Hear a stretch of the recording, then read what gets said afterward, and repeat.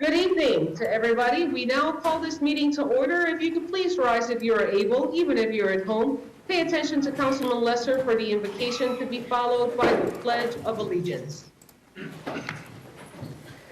Thank you, Madam Mayor. It's my honor here to introduce not only one of my very good friends since childhood, but also one of the leaders in faith in our community. R.D. Cogswell was born and raised in Topeka, Kansas. He graduated from Seaman High School in 1988 and went on to attend Kansas State University on a track scholarship.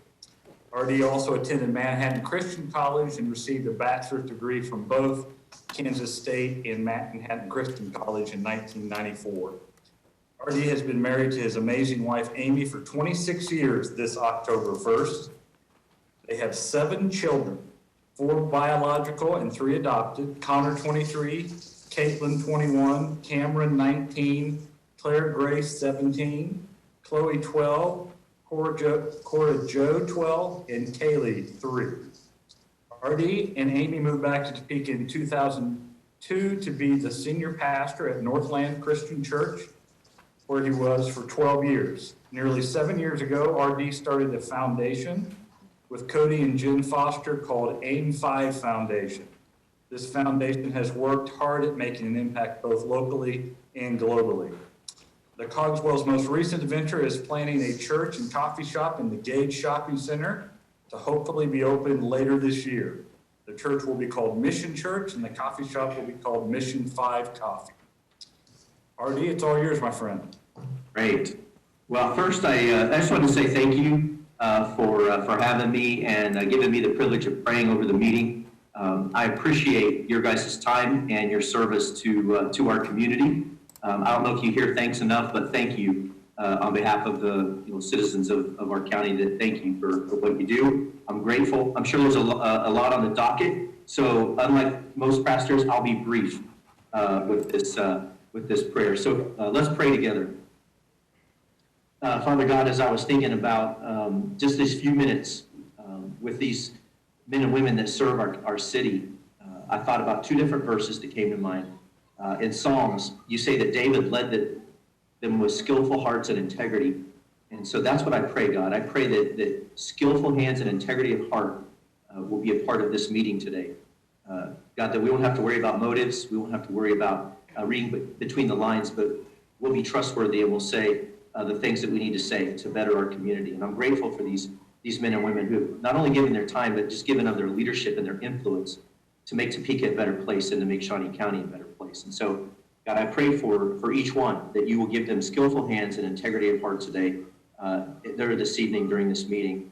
And then I'm also reminded in the book of James, chapter 1, where you said, if any of us lacks wisdom, we should ask, and that you will give generous to all. And so I pray for wisdom and discernment tonight as topics are being discussed. God, that you would give us creativity and wisdom. God, that we would work for solutions that are win-win solutions, that we would listen before we speak, that you would give a double blessing to these men and women that serve on our city council. Their job is heavy sometimes, and it's so important. And so I pray as they go about the business, God, that they wouldn't try to rely on their own strength and their own discernment, but they would rely on you and your Holy Spirit to guide and direct them as they listen and as they lead and as they make decisions that influence us. We love you, Jesus, and we thank you for this meeting and that they would open it in prayer. It touches my heart, God, that our city acknowledges who you are and acknowledges your sovereignty and our need for you. And it's in your Son's name I pray. Amen. Amen. I pledge allegiance to the flag of the United States of America and to the republic for which it stands, one nation, under God, indivisible, with liberty and justice for all.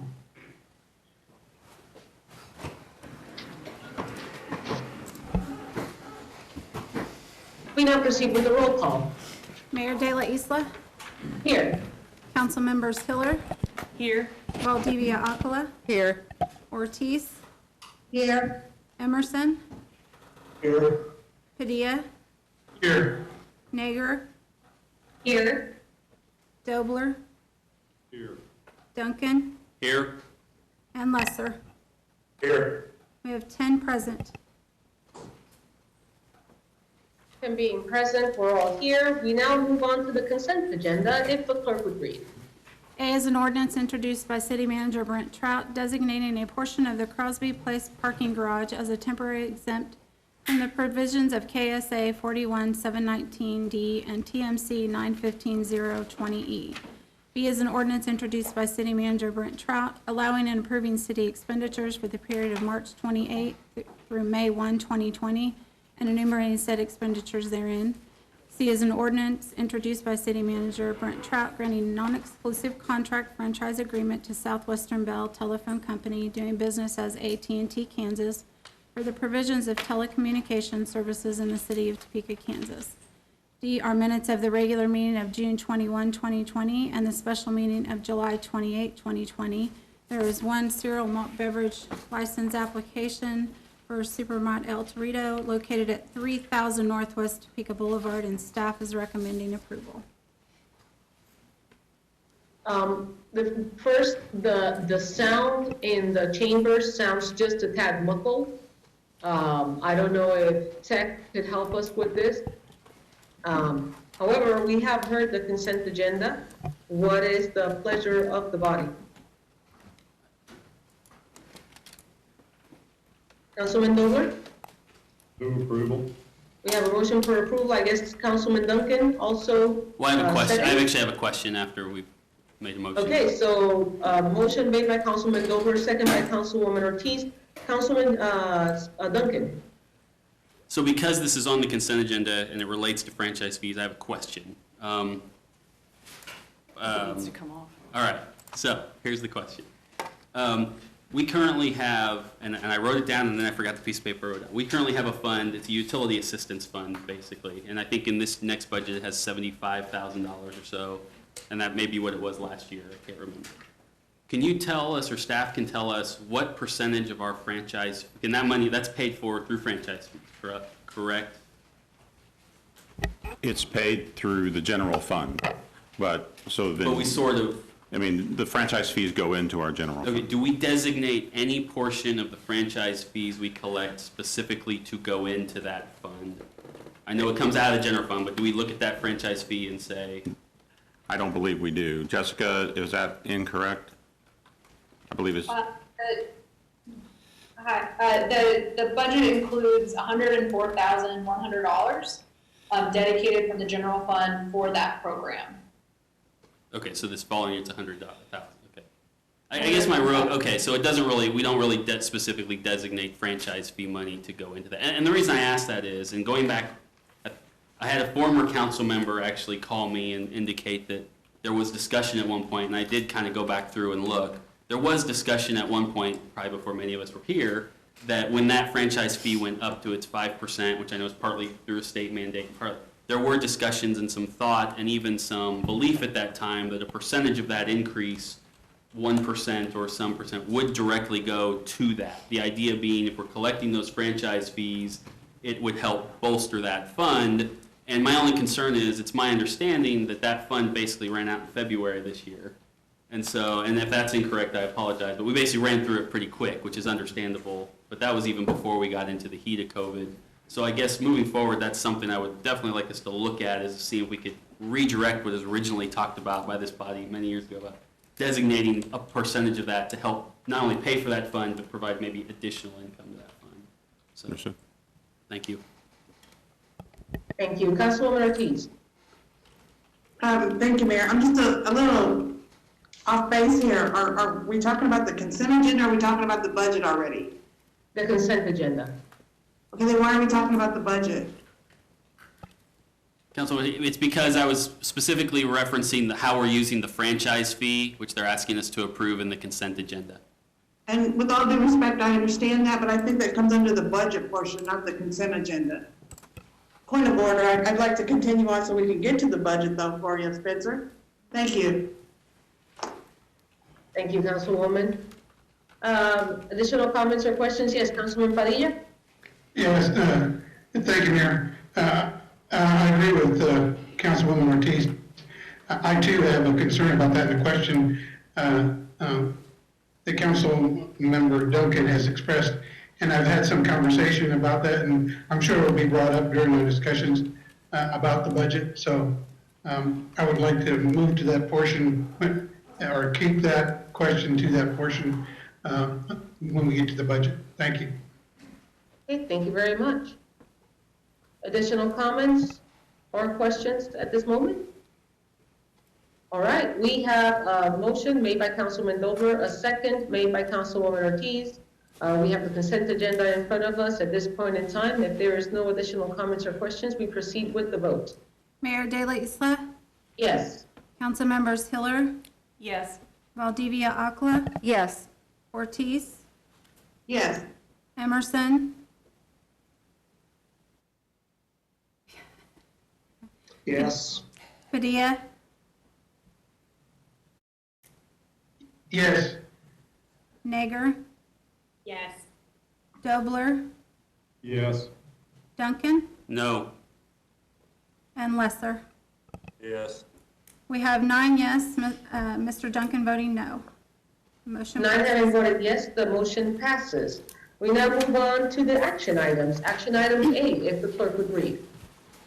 A is an ordinance authorizing the issuance by the city of Topeka, Kansas of its revenue bonds in one or more series in the aggregate principal amount not to exceed $13 million to provide funds to finance and refinance projects for Midland Care Connection Incorporated and its affiliates, and authorizing and approving certain documents and actions in connection with the issuance of said bonds. We're still having issues with the audio.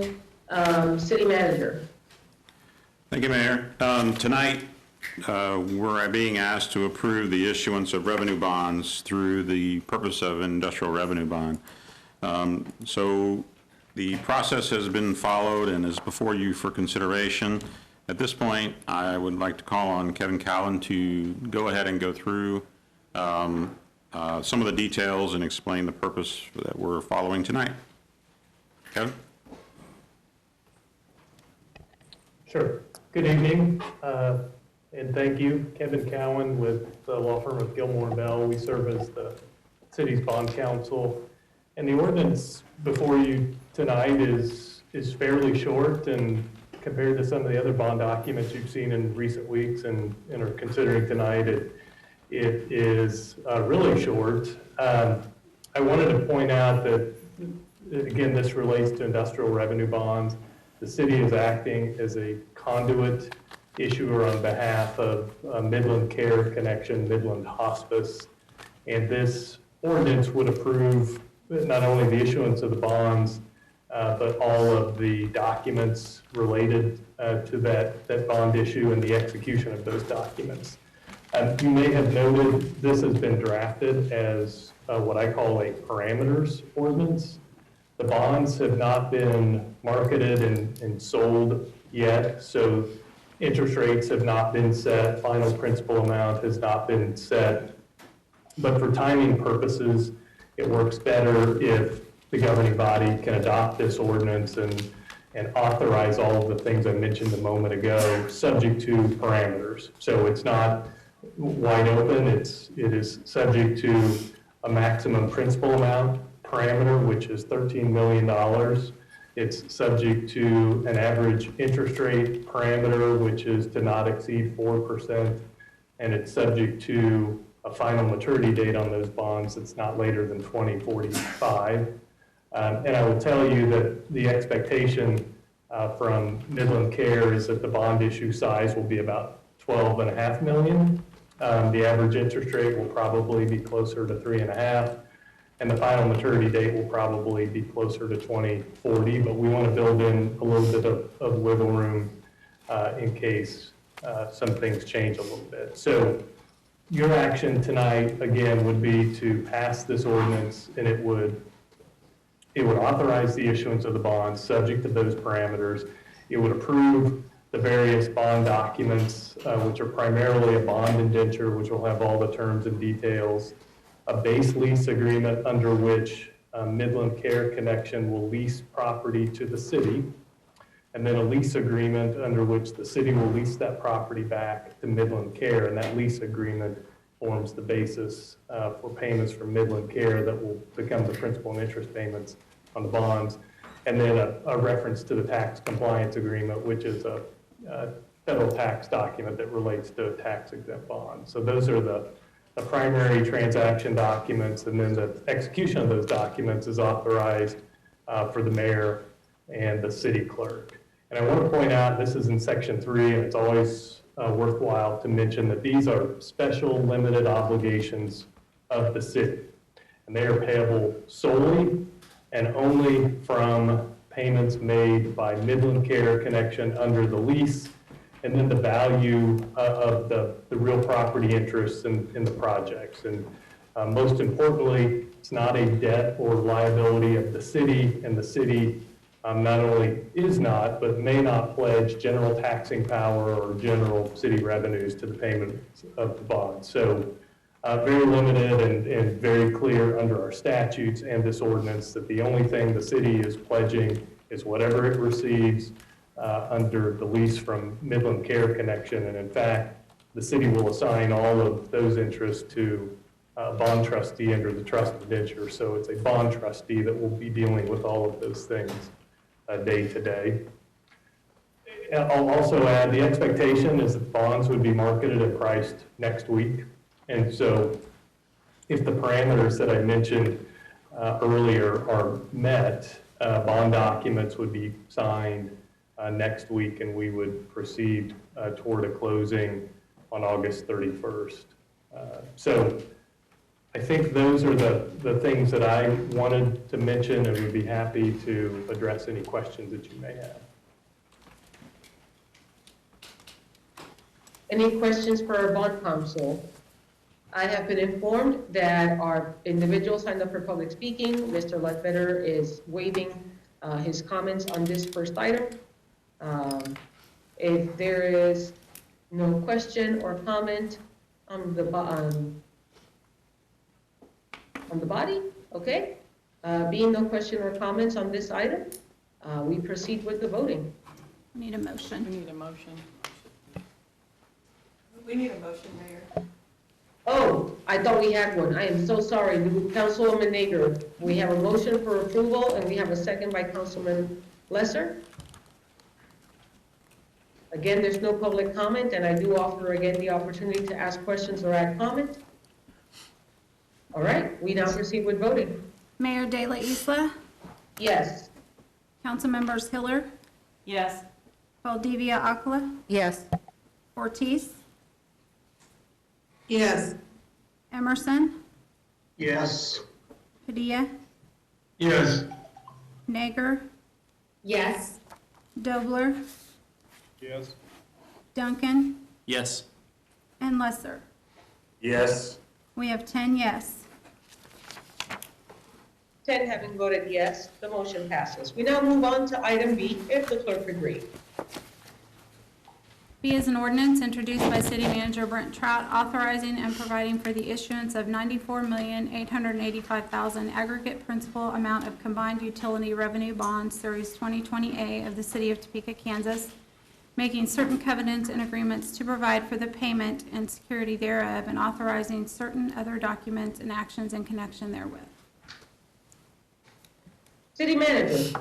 Thank you, Mayor. So tonight, we have before you a request to approve the sale of our revenue bonds, and with that, I'll turn it over to Jessica Lamondola to review the results of the sale that was conducted today. Jessica? Hi, good evening. So the city did go to the market today, and we received a very good response. So all these projects have been approved previously from the governing body. About a third of it was a refunding deal, and we actually saw even better refunding than we had initially anticipated. And then another about 30 million will take our short-term notes long-term. So those are already outstanding, and we have an obligation to pay those off on October 1st. But Kaylin Wire from Capital Markets is here to, from Columbia Capital is here to discuss it in detail. But I just want to stress this, we received a really great reception from the market today. We couldn't have asked for basically a better environment to take a close to $100 million deal to the market. And all these resources are going to be put back into the city's utility system, which obviously will translate into a significant work being done. So with that, I'll hand it over to Kaylin. Good evening, Mayor, City Council members. Kaylin Dwyer with Columbia Capital Management. We are the city's financial advisor. Like Jessica said, the ordinance and resolution for your consideration relates to the city's issuance of about $94.8 million in revenue bonds, which were auctioned just this morning to fund a couple of purposes. 2/3 relates to new projects and the rolling over of the city's previously issued temp notes, and then 1/3, like Jessica indicated, is simply a refinancing of outstanding bonds. Very successful auction this morning. We had 4 banks show up, and it was a pretty tight race. The first and second place bids were only 3 basis points apart, which is to say that's 3/100% apart. And the winning bid submitted by JP Morgan produced a true interest cost of right at 1.8%. Just a reminder, these are 30-year bonds. As you're all aware, we live in a pretty strange time, so interest rates are pretty low. It's still odd to be able to say that a client issued 30-year bonds at an interest rate of 1.8%. It's pretty remarkable. And again, as Jessica indicated, one of the benefits of the low prevailing interest rate environment is the fact that we can refinance outstanding debt. And the refinancing today produced economic savings of more than $5 million, $5.1 million to be exact, which is a lot of money. It's about 16.8% of the, 16.8% of the principal amount of the bonds refunded. To give you an idea, we usually consider a refunding a success if we can generate savings in excess of 3%, and we generated 16.8%. So again, very successful auction this morning. 4 bidders, JP Morgan was the winner, and good economic refunding savings. So with that, I'll open up to any questions. Any questions for Mr. Dwyer? Councilman Duncan? I'm honestly not sure who will answer this. Maybe a combination of staff and him. So approximately, and I give or take, about 31 million of this is refinancing current bonds, correct? I mean, 1/3 of it. Okay. What was our payoff dates for some of those bonds versus what our new payoff dates will be for some of those bonds? Sure, so the payoff dates will change. I can give you the actual payoff dates. We've got 3 series of bonds here. We refunded the 2010A bonds, which amortize in 2024 through 2028. We've got the 2010B bonds, final maturity there of 2040. Again, we match the footprint, so no extension.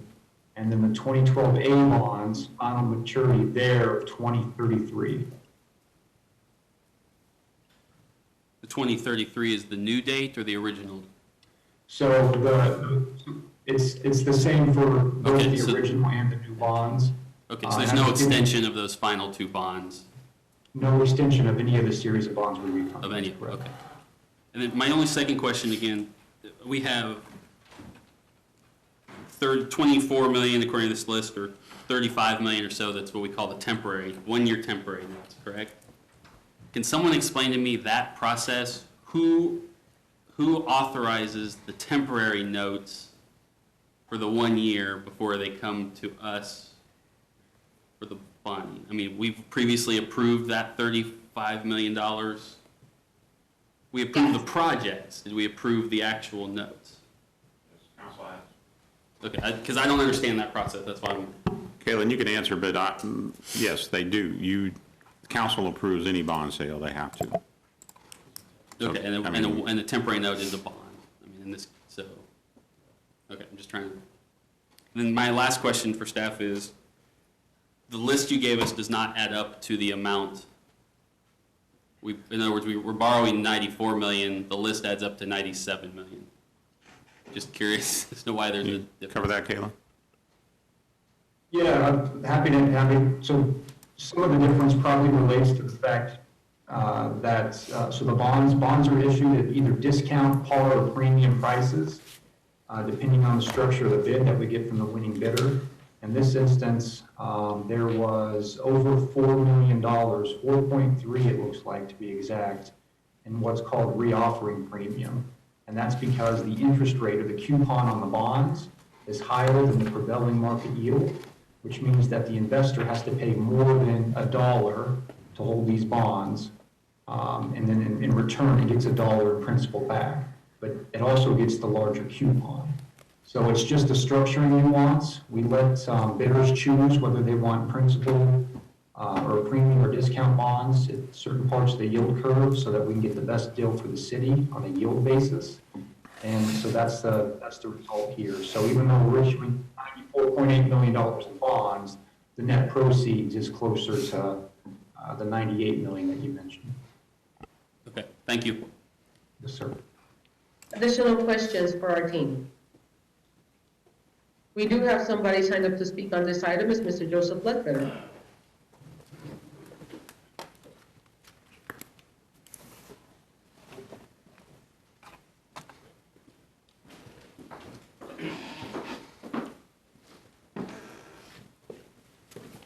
Good evening, governing body.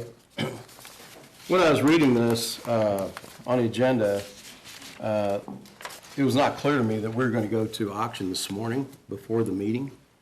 So I think that's an interesting process.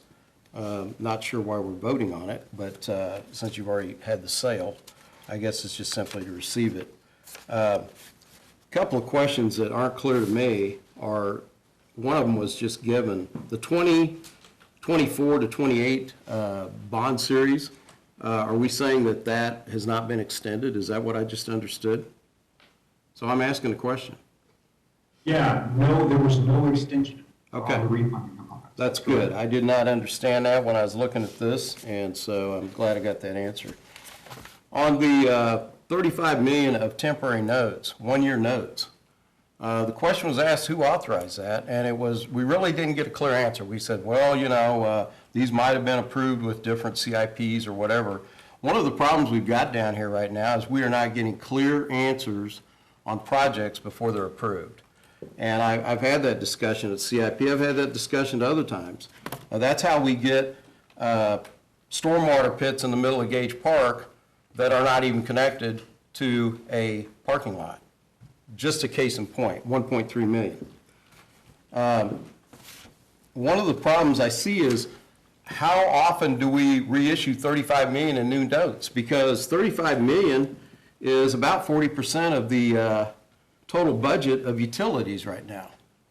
When I was talking to the utility people a couple weeks ago, they told me that they had every intention of getting $65 million in bonds this year, and that they wanted to be their balances to be at 215 million at the end of the year. This was them telling me, because I met with them.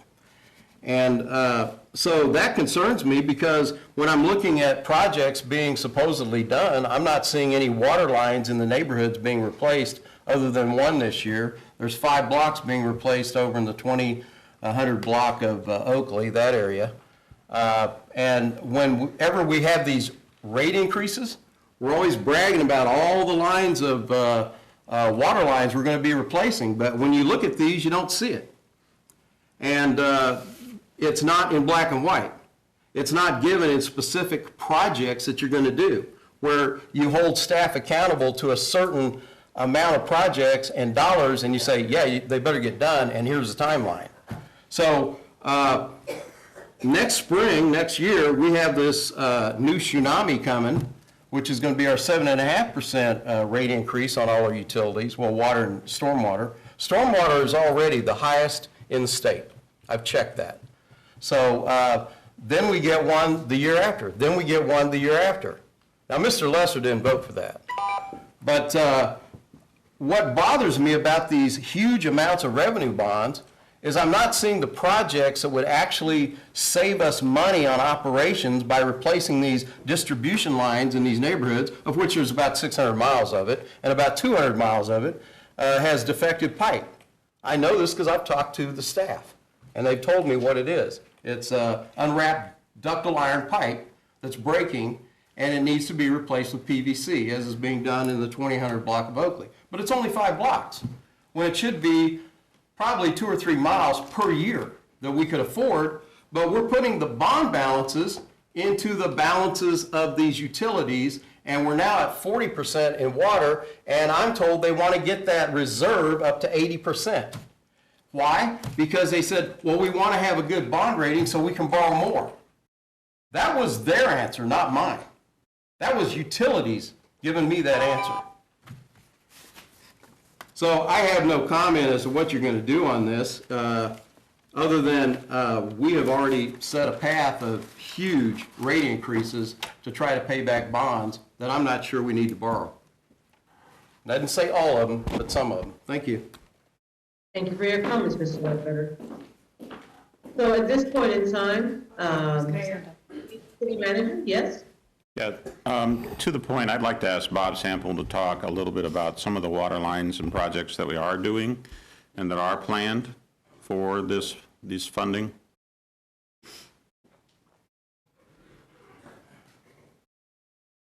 Bob? Utilities, if you're on the Not there. line, I think. Thought he was. Yeah, it says that they're on here. Hey, Bob? Mr. Sample? Yes, I'm here. Working on it. Can you hear me? Yes. Yes, sir. Okay. Yeah, if you could, Bob, if you could go into some of the water lines and projects that we're planning to do related to this funding and our ones that we have currently going, please.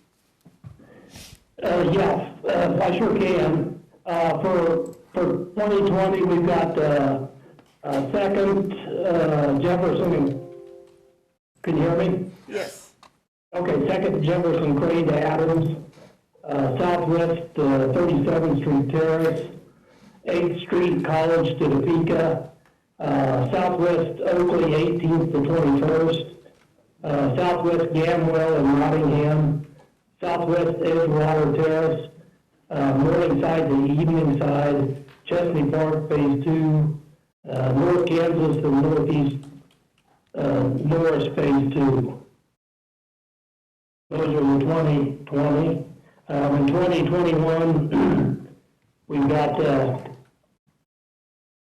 let's see, US 24 Tyler to Rochester, 45th Street Water Line Relocation, Ashworth, Quincy Streets, Southeast 6th Avenue to Southeast 8th Avenue, 12th Street, Gage Boulevard to Kansas Avenue, Southwest 21st Street, Southwest Tyler Street to South Kansas Avenue, 5th and Western Water Main Relocation, Crane, Jefferson to Monroe, Monroe and Madison to First, and Mountain View. That's 2021. Thank you, Bob. City Manager, does that suffice your question? Yes, thank you. Council chambers are muted right now. Oh, sorry.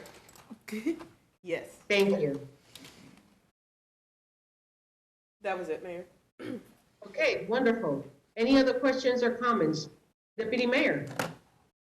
Thank you, Mayor. I was going to ask, Mr. Ledbetter kind of beat me to it, but I was also kind of curious the process we use in that we auction the bonds and then come to us for approval. And is there a reason we do it that way? And can we do the opposite? Or I guess what's the reason we do it that way? Because we just saw with Midland Cares that we're doing the opposite. We're basically approving the general parameters of their bond issuance and then letting them go out to market.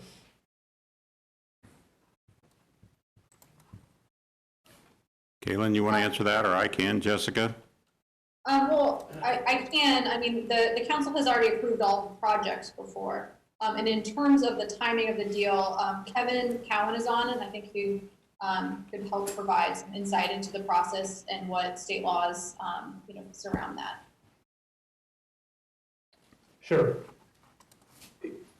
I will say that if the governing body chose to do a parameters ordinance for their governmental purpose bonds, they could, and occasionally that happens if there's some timing constraint. But typically, and some of this is driven by state law on your general obligation bond issues where you are required to have a public auction. Not required to do so on your revenue bonds, but it's just been the policy of the city, and when you have a known credit like your utilities and it's rated, it makes sense to go ahead and have an auction. Now, in terms of the timing and having an auction early in the day and approving it later in the day, there is still a chance that you do not approve the winning bid. I mean, that action is still to be done, and Kaylin could probably speak to it a little bit, but I see the traffic during the day with the winning email traffic, winning bidder, and it is always stated, you are the apparent low bidder, but this is all subject to governing body approval tonight. And it would be, I'm not going to say that it would not be highly unusual if the best bid earlier today was not approved by the governing body, but still, that is the way it works, and everybody understands. And in this case, it's JP Morgan. They probably expect an email sometime tonight from Kaylin to say, this was finally approved by the governing body at 6:45 p.m. or whatever the time is. So it's not as if they were sold in finality earlier today. It's the bids were accepted, they're being presented to you tonight. And again, it is expected that you would accept the low bid, and that's the advertisement that you put out in your notice of bond sale, that this is the basis for awarding a bid. It's going to be the lowest net cost to the city, the best interest rate, and all of that. But again, you still have that action to take tonight. So it really is, in some respects, similar to, say, a construction bid or something where the bids come in and they're organized and they're presented to you, but you still have to take action on them, and that is still what has to happen tonight. Okay, thank you. Mayor? Additional questions or comments? Mayor, could I add? Yes, sir. What I want to talk about Sorry, is... I could barely see your hand. It kind of sorry. gets lost in the gray background. Okay. There you go. That's easier. Deputy Mayor, regarding the timing, we approved the CIP budget, and that gives us the amount that we need to have in order to do the projects that you have approved. So for us, that provides the parameters that we go through related to how much the bond issue should be, rather than saying we think we need 90 million, then go get approval of the projects and, we only approved 80 million. And it's just, by approving the CIP, you've then given authorization for those projects to happen. So now we know we have authority, so we go out and ask for the money through the bonding process in order to pay for them. And then we bring it back to you for approval of the bonds. Our preposition on asking for the sale of those bonds is related to the fact that you've already approved the projects. Therefore, we are instructed to execute the process to make them happen. And so that's why the process follows the way it does. Mayor, if I could just, and thank you for that, City Manager. And Mr. Cowan kind of answered my question. I was thinking, obviously the way this worked out, we got a fantastic interest rate and everything, and we ended up saving several $1 million in redeeming some higher interest rate bonds early. My concern was more that it was like an irreversible thing. Like once they do the auction, we have to approve. And because I'm thinking of something where the markets aren't as kind, and for some reason we got a 7 or 8% interest rate, and now we're stuck. So as Mr. Cowan indicated, I like that we have the ability to basically walk away at this point if we wanted to, if there was some reason. In this case, with the interest rate we got, I don't think there is, but I just wanted to make certain that was the way it was. So thank you. Thank you. Additional comments or questions? Seeing none, what is the pleasure of the body? We don't have a motion on this item. Councilwoman Nager? Moves to approve. Councilman Dover seconds. Additional comments or questions? Seeing none, we proceed by voting. Mayor De La Isla, Yes. council members Hiller, Yes. Valdivia Aquila, Yes. Ortiz, Yes. Emerson, Yes. Padilla, Yes. Nager, Yes. Dobler, Yes. Duncan, Yes. and Lesser. Yes. We have 10 yes. And having voted yes, the motion passes. We now move on to item C in the agenda, and the clerk would read.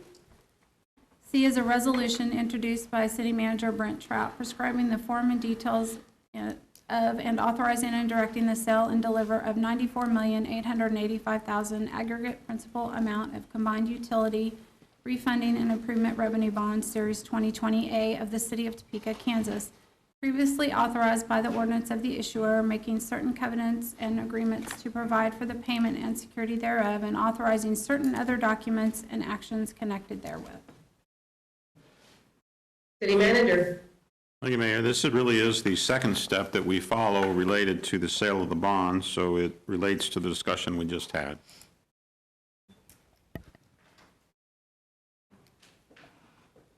Questions from the body on this item? Councilman Lesser. Motion to approve. We have a motion for approval by Councilman Lesser, a second by the Deputy Mayor. Additional comments or questions in the body?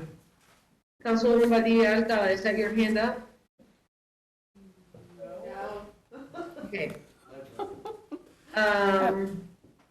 All right, seeing no comments or questions, we proceed. Oh, Joe signed up to speak, Mayor. Oh, yes, pardon me, Mr. Ledbetter. Thank you. Pardon me, Mr. Ledbetter. Okay.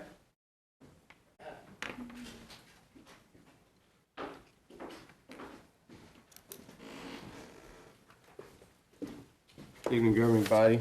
So just when you thought I had nothing further to add, one of the questions I want to get on the record is, are we refinancing unpaid interest? Are we rolling over interest that was due into the reissuance of these bonds? And and are we not paying the interest on any of the short-term notes and rolling that over into bonds? So in other words, are we going to be paying interest on interest? I'd like that answered on the record.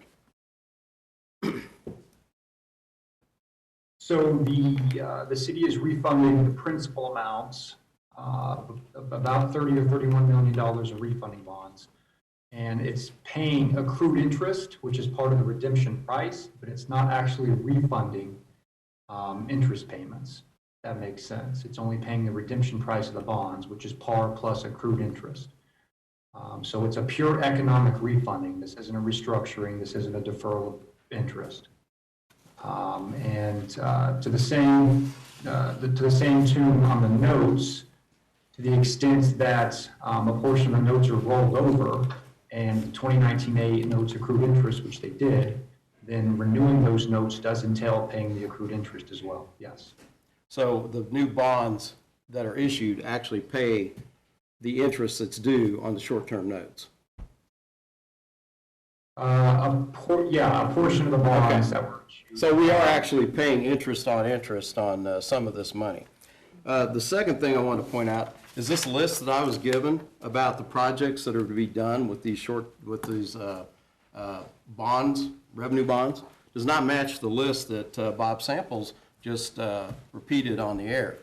So I will file a KORA asking for that complete list, because when I met with Bob about 2 weeks ago by phone with his staff, he told me that the only water lines that he could get in the neighborhoods done this year was the Oakley project and possibly this, I'm going to mispronounce it, the Gabrion project, which is over in Sherwood.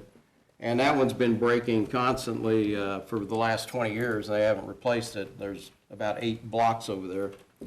So what troubles me, I did see a crane one being done where we might actually put the new viaduct on top of it someday. So I wasn't quite sure why we were replacing a bunch of water lines on crane. But when there were much more needed projects to be done across the city, But it appears to me that that list he gave does not match the list that was given to the council about where these replacement water lines will go. This doesn't have a lot of replacement water lines. It's got a lot of force mains. It's got pumps, a lot of pumps. But I'm not reading these neighborhoods that he cited for these locations unless I missed one or two in this list. It's not on this list that was given out to the council earlier. So the problem with doing these things after the fact, and I'm not going to argue about the process here because I'm not aware of it. I wasn't aware of it until tonight. But what I would want to see is that these actual projects are listed with specificity in the hundreds of pages they give you before one meeting, and they give you a week to read them. Is that how it goes down here? I don't think that's right. That's not the way to treat the council, in my opinion, or the board of directors. But I do have a problem with the list that was given, that it doesn't match up with the ones I was told he was going to do, that Waterworks was going to do, or that's on this revenue bond list that I've been given. I do want to make a correction about the stormwater pit that's in Gage Park. That's not a revenue project. That was a GO bond project. We get to pay on that for 30 years, $1 million. I just wanted to separate that from the revenue bonds that we're talking about tonight. Well, thank you for listening. I always have a lot of questions. I always want to see a lot of answers. Not sure we got them tonight, but I have no position on what you're going to do on this since the auction already happened. So it would make no sense to comment on that. Thank you. Thank you, Mr. Ledbetter. Additional comments or questions from the body? Deputy Mayor. Thank you, Mayor. I really do appreciate Mr. Ledbetter's questions, and I think he kind of sharpens us all, so I really do appreciate him. I did, just to clarify, I will tell you on the Crane Street water line, and I only know this because my company did it, but it was designed knowing that the viaduct would be put in place, and Bartlett West knew that, and they positioned in such a way that it's not going to be affected by the new viaduct. But that's a great question.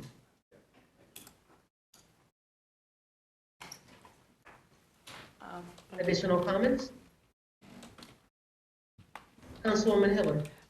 Just a quick clarification based on Mr. Ledbetter's comment. We typically do revenue bonds for 30 years, I think, and that's what we're doing today.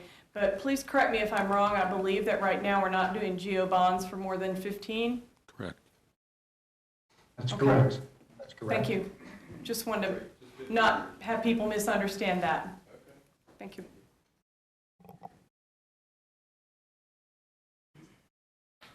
Right, if we don't have any other comments, we have a motion and we have a second. What is the pleasure of the body? Let's proceed with the vote, I'm so sorry. Mayor De La Isla, Yes. council members Hiller, Yes. Valdivia Aquila, Yes. Ortiz, Yes. Emerson, Yes. Padilla, Yes. Nager, Yes. Dobler, Yes. Duncan, Yes. and Lesser. Yes. We have 10 yes. And having voting yes, motion passes. We now move on to item D. If the clerk would read. D is a resolution introduced by City Manager Brent Trout temporarily suspending certain governing body rules and procedures in response to the COVID-19 pandemic until November 18, 2020. City Manager. Thank you, Mayor. Well, this one is a little different. I want to make sure and call out the dates from what we've been doing when it comes to suspending the governing body rules. Based on what we're seeing for progress and things that are occurring related to the pandemic, I decided that we should go ahead and just extend this for 3 months rather than doing it month by month. I think that we're likely in this kind of a mode for quite a while yet here. And so rather than just doing it month by month, I would go ahead and do it 3 months. Obviously, that's up for you, and you can amend that if you'd like, but I thought that would be what I would propose.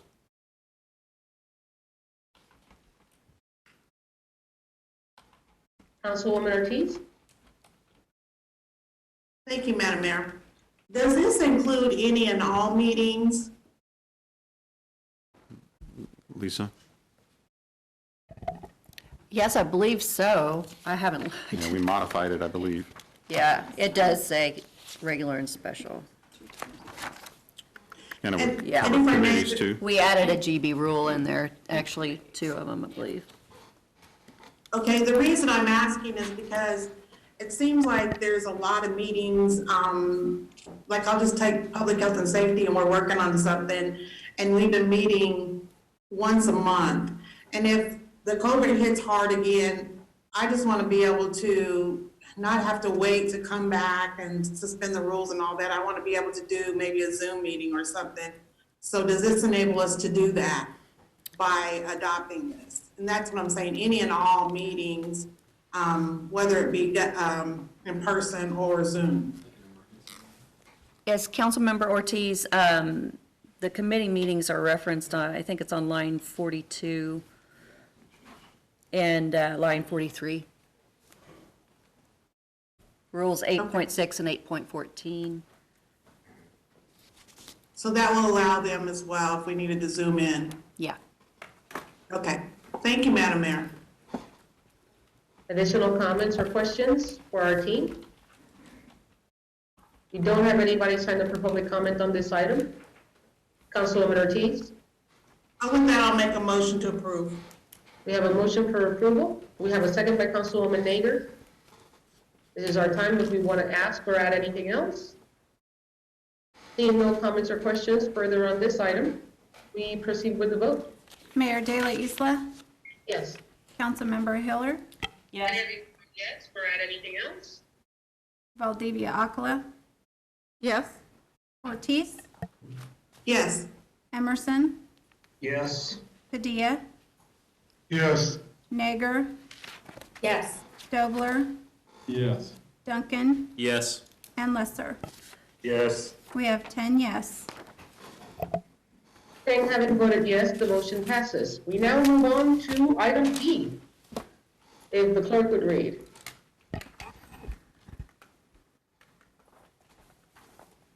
E is an appropriation ordinance introduced by City Manager Brent Trout approving and adopting the operating budget for calendar year 2021 and appropriating the amounts for the purpose set forth therein. City Manager. Thank you, Mayor. So tonight, governing body, after many meetings and presentations by staff, questions that have been submitted by the governing body, tonight we seek your approval of the budget, listen for amendments and give you feedback on those if there are some, and eventually seek approval tonight of the 2021 governing body, the City of Topeka's budget. Thank you. Okay, so before we get into discussion from the body, there have been 4 individuals who have signed up for public comment, and I think that that would be important for us to listen to before we go into the terminations. So if the body is amenable to this, I would like to invite those individuals who signed up to public comment to give us their opinions prior for us to beginning our discussion. Okay, so the first person signed up to speak is Mr. Tim Vincent.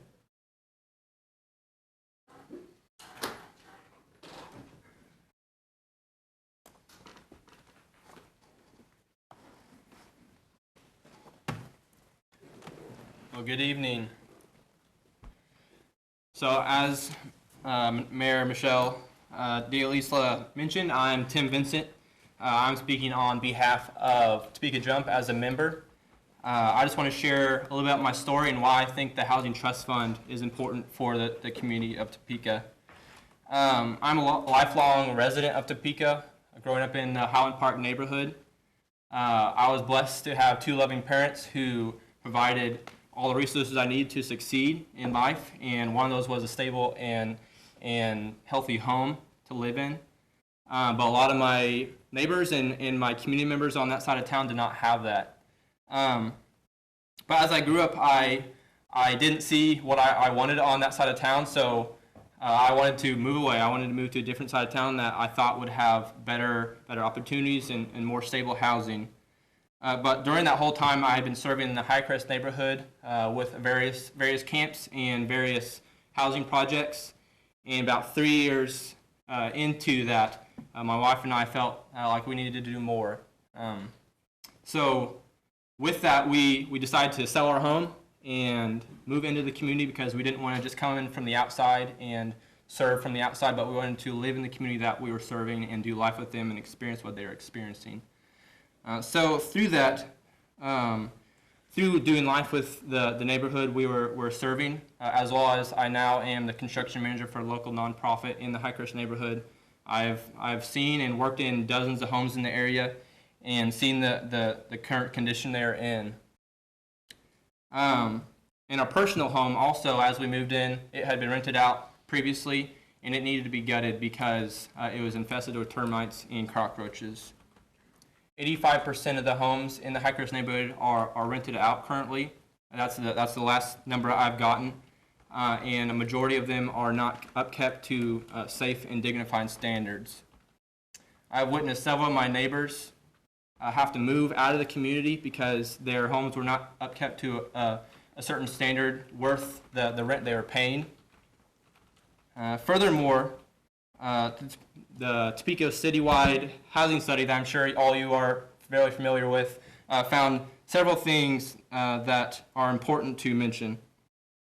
Topeka is the 58th highest, is ranked 58th in eviction rates, but only ranks 220th in population size. In 2016, one out of every 23 households was evicted in the city. And through that, many landlords will not accept people who have prior evictions, regardless of their income, and that forces them into substandard housing. 1 in 3 households in Topeka cannot afford a 2-bedroom apartment. Another key thing that was found was there's nearly a $46 million gap in funding for affordable housing in the area, in the city. This is why I believe the Housing Trust Fund is important for our community. Housing Trust Fund will directly impact these things by providing financial assistance to developers who are already doing investing, but while also incentivizing more investors to help meet the need. We can't afford to wait any longer for the city to put seed money into this Housing Trust Fund. We're calling on the city council members and the mayor to show us in good faith that they want the Housing Trust Fund up and running by putting a token amount of $70,000 into the budget tonight. Thank you. Thank you for your comments. The next person signed up to speak is Yvonne May.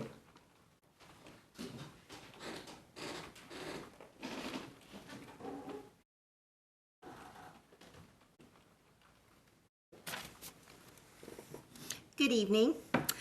My name is Yvonne May. I'm a member of Central Highland Park NIA. I'm also a member of the Community Advisory Council representing Highland Park at that council. I'm also a member, well, I'm on the Highland Park Community Development Committee. I wanted to briefly speak about the empowerment grant.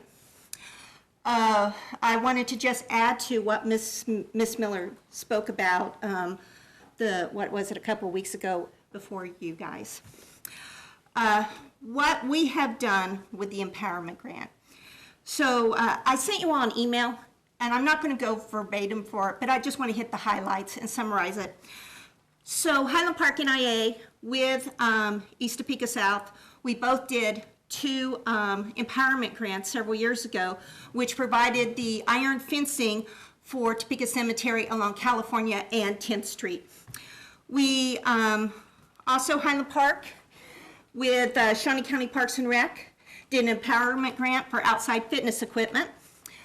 And Highland Park, and these are all with empowerment grants. So Highland Park also with an empowerment grant worked with the staff of Highland Park Central Grade School and USD 501 to provide for adaptive playground equipment and padding for the playground, so the children aren't just inclusive in the classroom, but inclusive on the playground also. We felt that was very important. We do a lot of things with the empowerment grant, things that probably other people may not think about. We try and think outside of the box, what will help our residents and will help other people in the community. So if we lose that, we're not going to be able I don't know where we would get the funding. And what concerns me about taking this money and putting it in the weatherization program is it's a duplication of services. I refer people to different resources in the community. And I did contact the community action to verify, because someone told me, no, they don't have a weatherization program, but they confirmed to me that they do have a weatherization program. And federal dollars, if you don't use them, you lose them, because the feds think that they didn't need that much money. So if we don't use all that for weatherization, which is what, $77,000, then we could lose that money. There could be other ways of handling it, because I know that there are problems with the housing in Topeka. So in previous years, we had a program called the Enhancement Program. People would do things in the community and get points for it, helping other residents, helping kids at school, maybe reading to them, going to NIA meetings, going to other meetings connected to the neighborhood. And so they would get points for that. After a while, they would be able to use those points to make improvements to their property. One lady in particular, she needed a storm door, so she was able to use her points to get a storm door. That helped her. She was a low to moderate income person, so sometimes you just have more month than you have money, and that was her situation. We haven't done that for quite a while, and it would be a good program if you're going to think about, right now you have a Love Topeka program, and you're talking about people doing volunteer hours to accumulate that, and then you would get points and be able to do projects in the community. Well, if you're going to do that, why not do the enhancement program?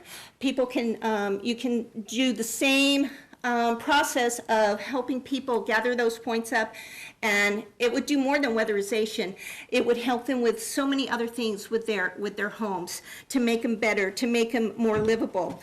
If you want to do weatherization, you could contact the ushousingcorp.org, and Topeka could contact them and find out what resources are available in order to get that.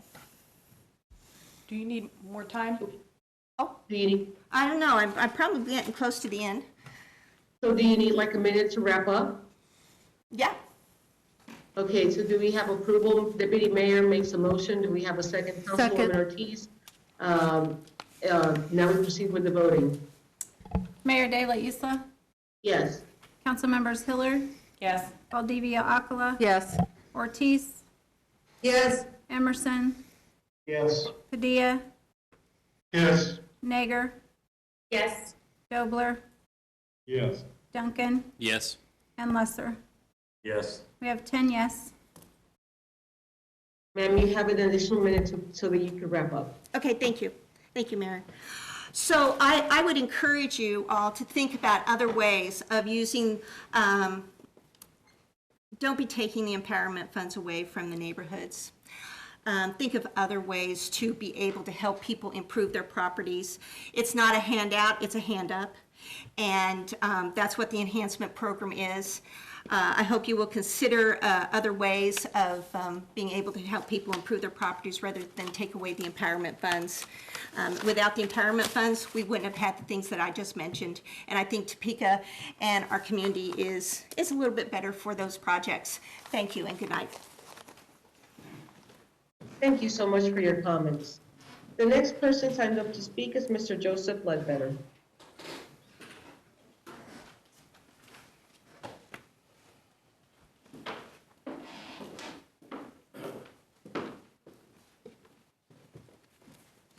Distinguished members, I just want to thank you again for this opportunity to speak in front of you, Mike. Well, that's the mic. I want to say that when you say, one of the ways you can save money is never finance interest into bond issues. We just got that on the record with our short-term notes that we do that. Another thing that I would like to say about all of the housing codes and things that we consider, the easiest way to help the poor in this community and help the renters is to enforce the codes. Just enforce the codes vigorously, especially on the slumlords. They've made a name for themselves in Highcrest. They've made a name for themselves making a lot of profit in this town. I'm not against profit, but they need to have the codes enforced on them so that these people have livable housing. I'm talking livable. Furnaces in the winter. I've seen where they did not provide them, and I went to codes and they said, well, that's not our problem. Well, yes, it is your problem. Now, that was a few years back.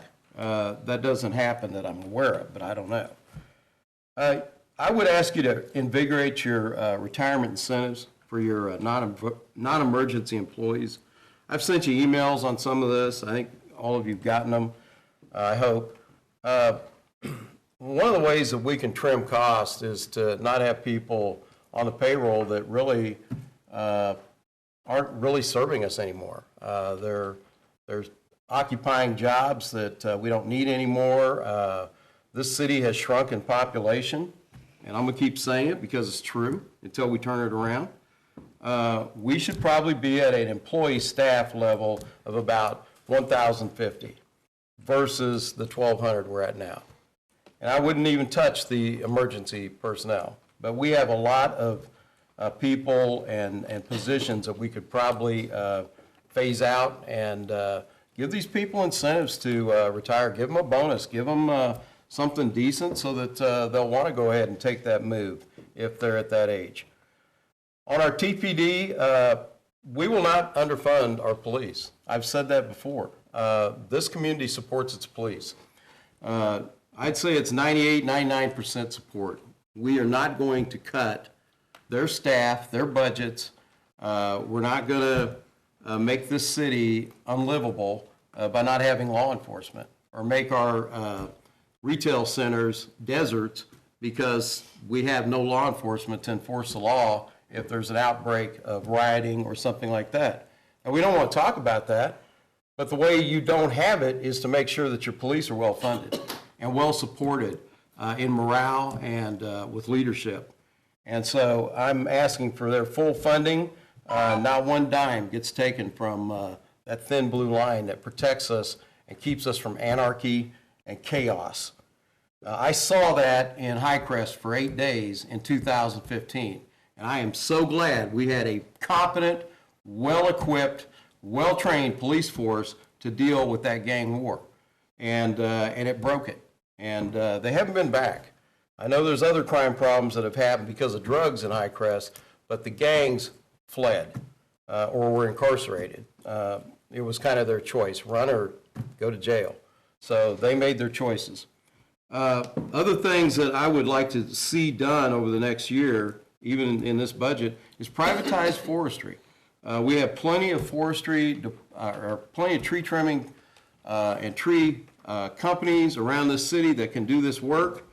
I'd like to see pothole repairs privatized. I mean, seriously, I would love to see that. So take a chance and make it a better city. Thank you. Thank you, Mr. Ledbetter. The last person signed up to speak on this item is Mr. Lazone Grace.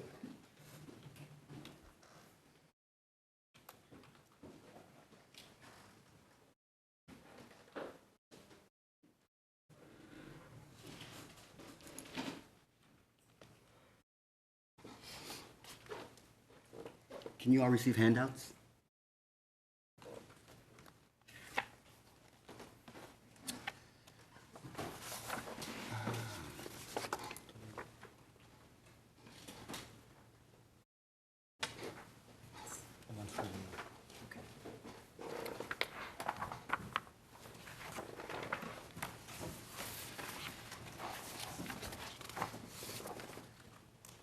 Thank you, members of the mayor and members of the city council. Sorry I wasn't able to get this to the mayor and the council members that are not here, but there are people here who can answer any questions if they have questions regarding what I'm speaking to.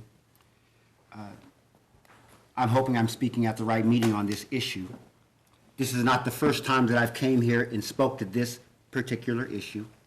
I've shared in emails before the letter that I had with Mr. Bonaparte, the first city manager, on this particular issue. had been speaking to it before, Mr. Bonaparte, and have came several times since then. So same location, same script, same request. I just hope that I get a different result this time. What I did do is I went and looked at, I have shared a history of the procurement, the vendor diversity report dating back to 2013 up until 2018. And it doesn't take rocket science to look at the numbers that, and I'm going to use the black business category, compared to the total amount that was spent. It doesn't take rocket science to see that there's something gone awry here and it has not been addressed. I have always said the very same thing each time I came to speak to this issue, that the city code has its own directives on what should be done. That on an annual basis, percentage of utilization should be taken up and established. That on a quarterly basis, these should be reviewed and analyzed. You can read it in the text. And that on the city council shall consider goals for the city's utilization in conjunction with the annual setting of the budget priorities. I'm not sure if this is the annual setting of the budget priorities. Each time I've came to speak to this and asked the city council not to create new policy, but just do its job and enforce this code, it has been met with nothing. And so I'm back. There's a new body of elected officials. Maybe they will pick it up and actually do something, or I'll wait for the next election for a new body. But I believe, considering the times that we are in, that if we want to address these numbers, and I keep hearing that, well, that's just the way things are done. That's business as usual. We're not going to make any change in these statistical numbers if we just keep doing things as normal. Policy is going to be necessary to eradicate this economic disparity. And the first thing that can be done is really just to embrace the policy on the books and enforce it.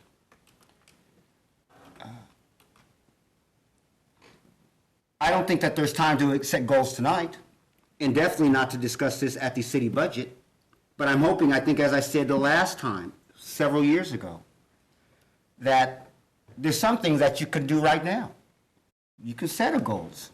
You can start preparing and submitting quarterly reports as the code said that you shall do. And then by next time that you get to the city budget, you'll be able to talk in earnest about what needs to be done. Where are we at? So I'm hoping that the leadership here will say, this is what we're going to do. We're going to abide by this city code at 3.30.460. That you're going to request the quarterly reports, and you're going to set goals, and you will discuss this. If we do these things now, I believe that other positive things to deal with the economic reciprocity and disparities issues are going to start addressing themselves. Thank you. Thank you, Mr. Graves. City Manager, could you, I see you, Councilwoman Valdivia Alcala. City Manager, I'll call you as soon as I ask the manager this question. Could you please share with the governing body a little of the information of the work that we have been doing prior to COVID to establish a supplier diversity program for the city of Topeka? Yes, we've made contact with a couple of private businesses that have scorecards that they use in order to be able to make decisions related to the hiring of individuals that represent minority, women, disadvantaged business enterprises. And so we were in the start of the process of doing that and looking at what we do for our purchasing policy. And so we've got work to do to get back involved in that. It's just been set aside because of other things that are going on. Definitely need to pay some attention to that and get that re-energized. Thank you. Councilwoman Valdivia Alcala. Thank you, Mayor. Mr. Lizone, Mr. Graves, I just want to say, being new to this council, there is a huge learning curve that's going on. but I have talked to a number of my constituents that are minority-owned businesses, and they are very eager to find out what can occur to get more equity going and more fairness in the process. I think it's a process that does need to be looked at with a very strong lens, because since I worked for the city back in 2006, we were having 2004, 5, 6, we were having these same issues, and it appears on the face of it, nothing has changed. So what I can commit to as a council person is I can commit to however I can get involved in looking at this process to bring it forward and shed more light and bring more community leaders and average business owners of diversity, Black, brown, Asian, whatever, to the table and hopefully into this chamber to let their voices be heard as well. So I'm in. I appreciate Councilwoman Valdivia. As I mentioned before, I've been coming to speak to this issue for over a decade. Before Mrs. Washington, city manager, and whoever else is meeting. I would think that people would want to have a variety of voices at the table and not just pick and choose who they want to be at the table. I have not come to speak to this just to hear myself talk. Regardless of what's happening, I would like to see the city council affirm that you will request that goals are set, that quarterly reports are prepared and submitted as the code says. I'm not a lawyer, but when I read the code and it says shall, that doesn't mean maybe or if. It means that they will. And I hope that you will expect and request these documents as it is written in your code from this point on. I would like to be a part of that discussion, because there are other ideas that other people have, and unless they are at the table, we could be waiting another decade for meeting to set the next meeting and talking. Thank you. Thank you, Mr. Grace. Now, Councilman Duncan. Just a brief question. Do we currently have a program review committee? No, sir, we do not. When was the last time we had one? Not had one since I've been here. Okay. It would seem to me that step one, I mean, we're clearly then in violation of our own municipal code, I would think, so we probably should take a look at that. Yes, That we would have be some my work to do. suggestion as soon as possible. Thank you.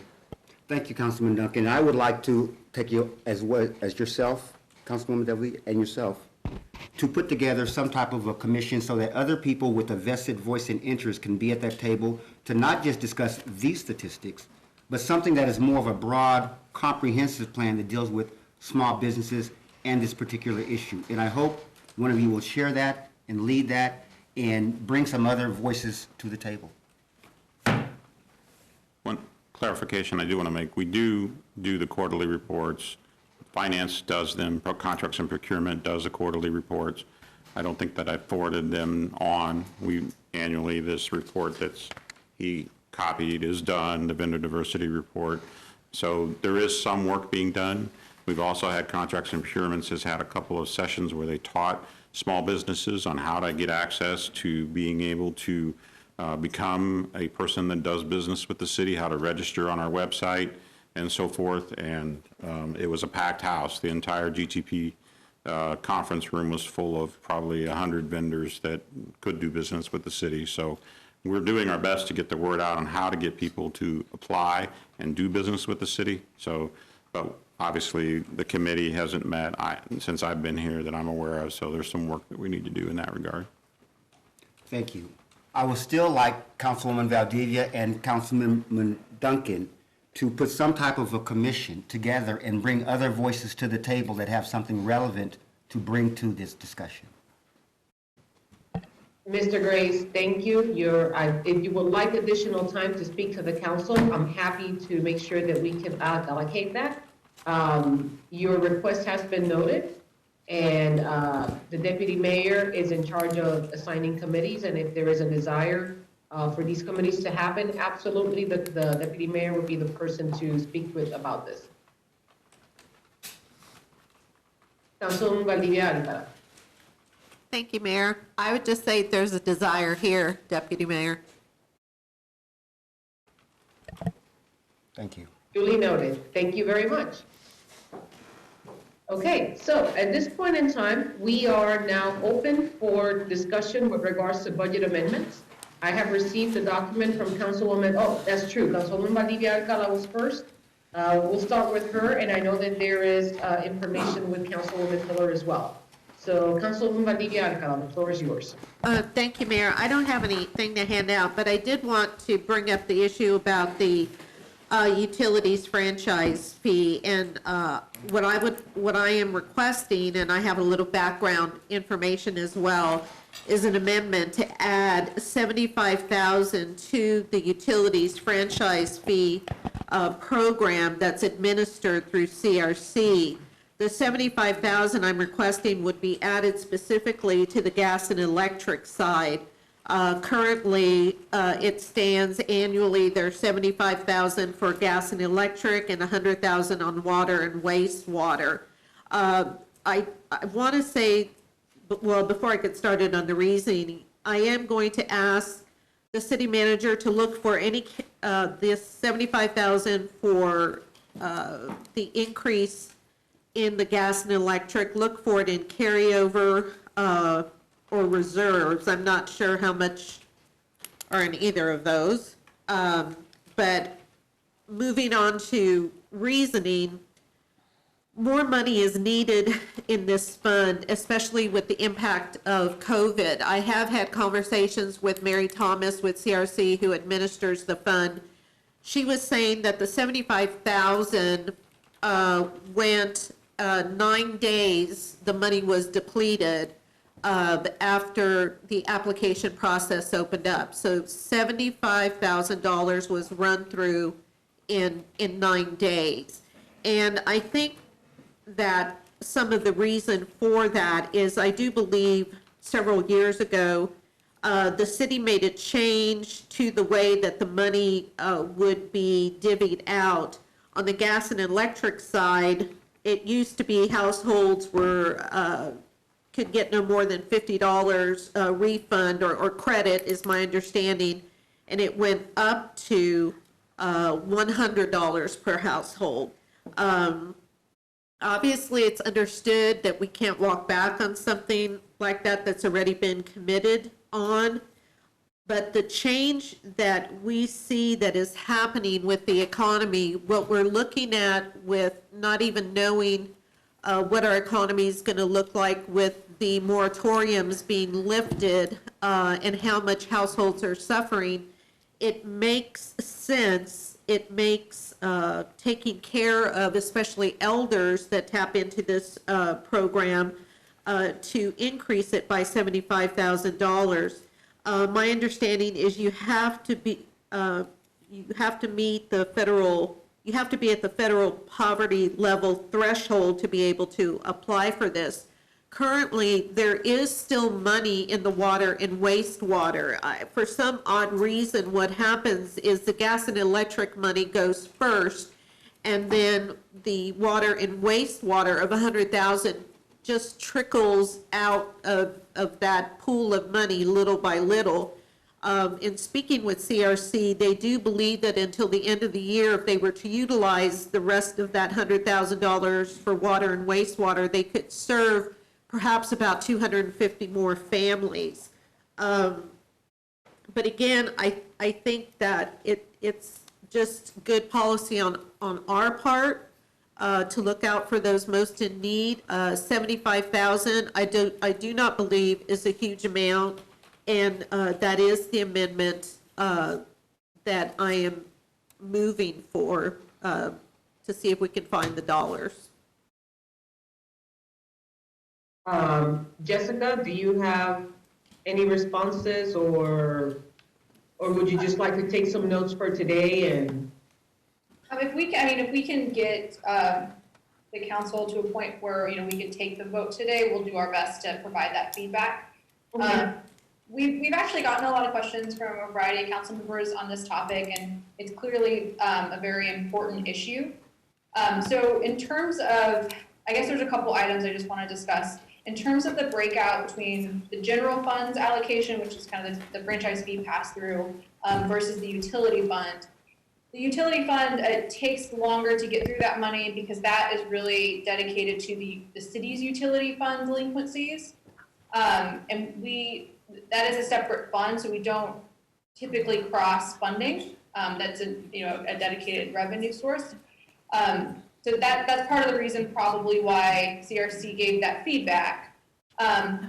In terms of the current year issues, as part of our application to the county for our allocation of the CARES Act funding, we hope to be able to use some of that funding, depending on what we get allocated with, to address some of the utility issues, and then also to potentially address the eviction and foreclosure concerns. We'll have to work through a process to make sure that we're using it in a way that is consistent with the regulations and restrictions.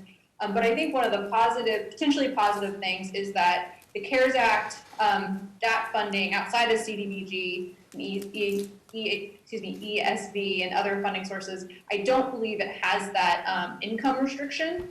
So that is potentially an area where we'll be able to, in the current year, help in a way that I think is what you're looking at in the current year. Now, one of the current stipulations on that funding is that it has to be spent by year end. So that doesn't really help us as much in the 2021 year. So moving into the 2021 year, this is I don't know what the council discussions have been over the last 10 years. I didn't go back and look at them, and so I'm not sure what the promises were. But in terms of the 2021 budget, we can look for additional funding. We will have to reduce funding elsewhere. So that's something that we've been talking to a variety of council members. So if that is a request from the body, we think that's one that we'll probably need to take a break later in the evening after the amendments go through, but we believe that we'll be able to address some of your concern. I didn't realize that the 75,000 was for this purpose, so I kind of just need to look at the numbers again. But the long term, after 2021, without the increases on the revenue side, when we start to increase items on the expense side, regardless of, and I think that it's a good use of the money. I'm not suggesting any sort of opinion in that respect, but you have to look at other items to cut, right? If you don't have the revenue growth consistent on the expense side, but that is for, after 2021. Is there any particular additional questions that I can try to address? Are we okay with that response? I don't have any questions. I just put the motion forward and would look for a second.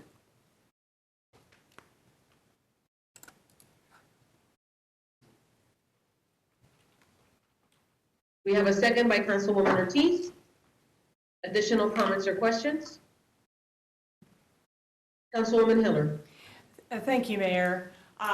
I certainly, and most of us are concerned about funding for emergency aid.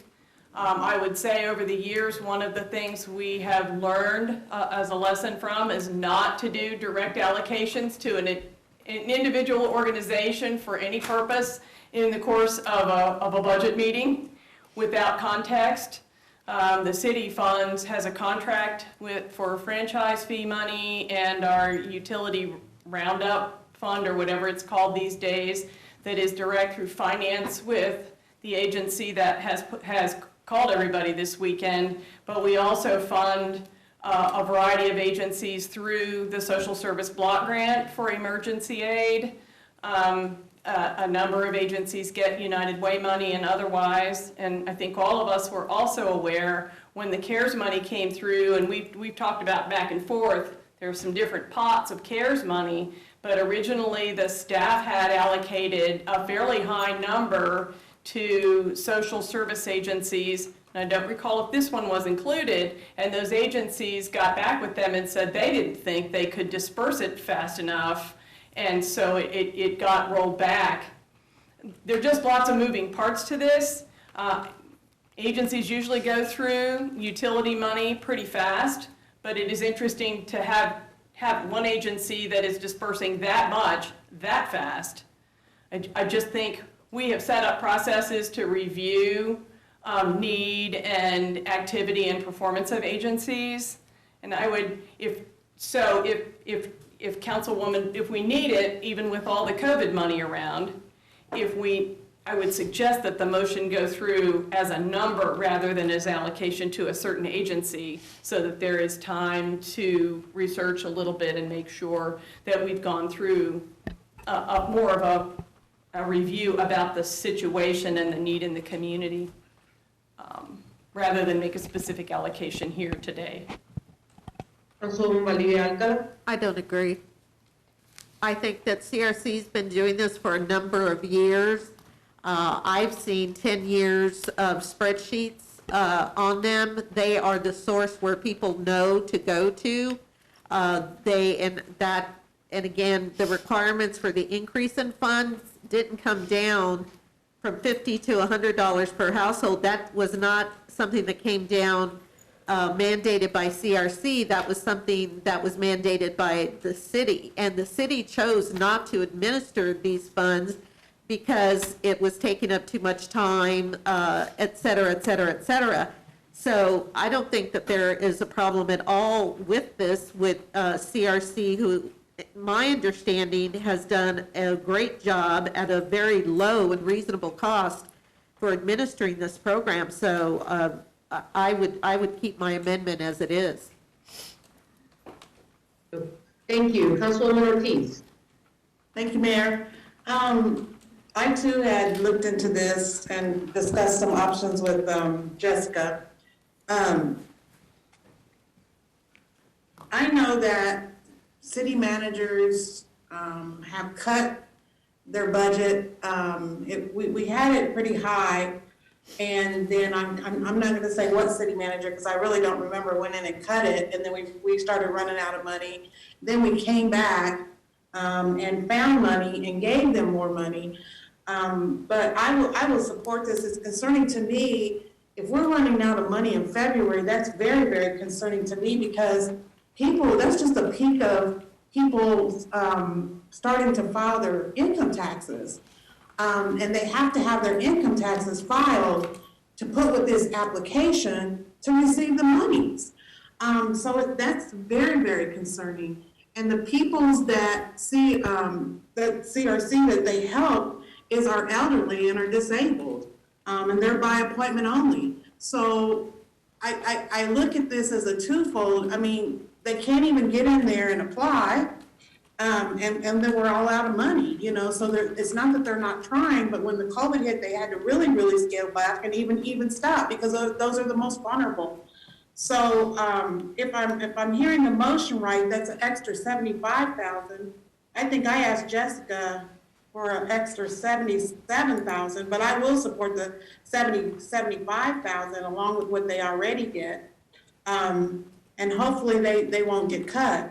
I just feel like it's very, very crucial, and I think I will support this. I think it's much needed. Thank you, ma'am. Councilman Duncan, to be followed by Councilman Padilla. So just two things. I'm supportive of the intent of this. I just have two things. One, I won't make an amendment or effort to do it tonight, but I think, as I sort of started to imply earlier, moving forward in our next budget process, I would like us to specifically look at that franchise fee and a percentage of that going into these programs and dedicating that. I think that's part of why we collect some of those funds, is to put them back into those sorts of programs, and I think that also gives us a better amount set we can sort of gauge on a year-to-year basis. But that won't upend things this evening, and I understand that, so I'm not proposing that. I'm supportive of this intent. I'll be honest, I would prefer, if possible, and if that means we need to take a break, I'd like to know what our offset's going to be before I vote for the money. Even though I would just like to have a better idea of where staff is suggesting that offset is before I can vote yes for this. That would be my request. Ms. Lamendola? We can discuss the potential options. It kind of also depends on what other amendments are passed. to understand the magnitude. We will likely, one of the other options that I also discussed with another council member is if we, since we know that there is a need there, another option would also be to keep the budget as it is today, but come back and commit to, you know, when CRC is at like 75% of funding or some trigger, that we reconvene and we have a better idea of how 2020 ended. Hopefully it's trending where it is now. We have a better idea of how far the CARES Act money was able to be spent. We have a better idea of what 2021 is starting to look like. Obviously, if it's being used up within 9 days, that's concerning because that there is a need, but it also might give us an opportunity to reach out to some other community partners to see if we can identify additional funding outside of just the city funding. Maybe we can, I don't know, get a match or something, but it might be an opportunity to continue to look outside. One point of, with the CARES Act money, now I don't know if the federal government is going to give additional support or if they're going to change the restrictions on the CARES Act, but one of the items is that it can't be used for budgeted expenses. So once these types of things are included, that additional amount, it would not be eligible if they kept the same restrictions. So anyway, so in terms of answering your question, I would prefer if we had a better idea of the entire amendment package, but I would be happy if requested to discuss you know, some of the options. Are you okay with that, Councilman Duncan? That's fine. I mean, are we going to take a vote on this before we move forward? I mean, we have a motion and a second, so I mean, we're sort of in a catch-22, I guess. So you know, I don't want to not take the action, but I guess at some point we will approve the offset, correct? Will we have to approve the offset, or will we just be told we've decided this will be the offset, and if you don't like it, tough? I guess that would be my question. I wouldn't anticipate articulating feedback in that manner. However, that is the most professional way somebody has to however, you know, part of the budget process is that the governing body, my understanding, could approve those amendments, and then at the end of that, we have the discussion on the offset, and then you decide whether to approve the actual budget or not, is my understanding. However, if I misstated that, Lisa, please. Nope, that's correct. Okay, that's helpful. Thank you. Councilman Padilla, then Deputy Mayor. Thank you, Mayor. I too have had some questions about this, and I've visited with Jessica. I am kind of in the same park as Councilman Duncan. I'd like the options that were discussed with Jessica, and I get the real feeling that there's a real effort to try and help us get to where we want to be, but I'm a lot more flexible if I'm able to hear the options, and as we as a body can hear all the options and then move forward on that, so that maybe not putting the cart before the horse. I think we all want to accomplish the same thing. I just don't want to rush to make a decision before we've heard all the options available. Thank you, Mayor. Councilwoman Valdivia Alcala, listening to the concerns of the members of the body, would you be amenable to just make sure that we have a place mark so that we can start tallying at the end the total amount of the amendments? And then once we have that number, for us to come back and then start making motions independently for each amendment once we know how the budget is going to look? I would just rather have the vote. Is that what you're asking? Just do the vote. I mean. Okay. Yeah. Okay. Deputy Mayor? Thank you, Mayor. In hearing Ms. Lavandula, it seems like she's saying if we budget this $75,000 additionally in next year's, which I am genuinely supportive of raising this by that much. But it sounds like if we do that, then next year, if there is a CARES Act, who knows, but I assume there's going to be some flexibility because people are going to find it hard to spend all that money by the 31st without just being extremely wasteful, in my opinion. But it sounds like if we allot it right now, then we're prohibited from using that CARES Act money to pay for it. And I certainly would hope we have that option. So I don't know if there's, I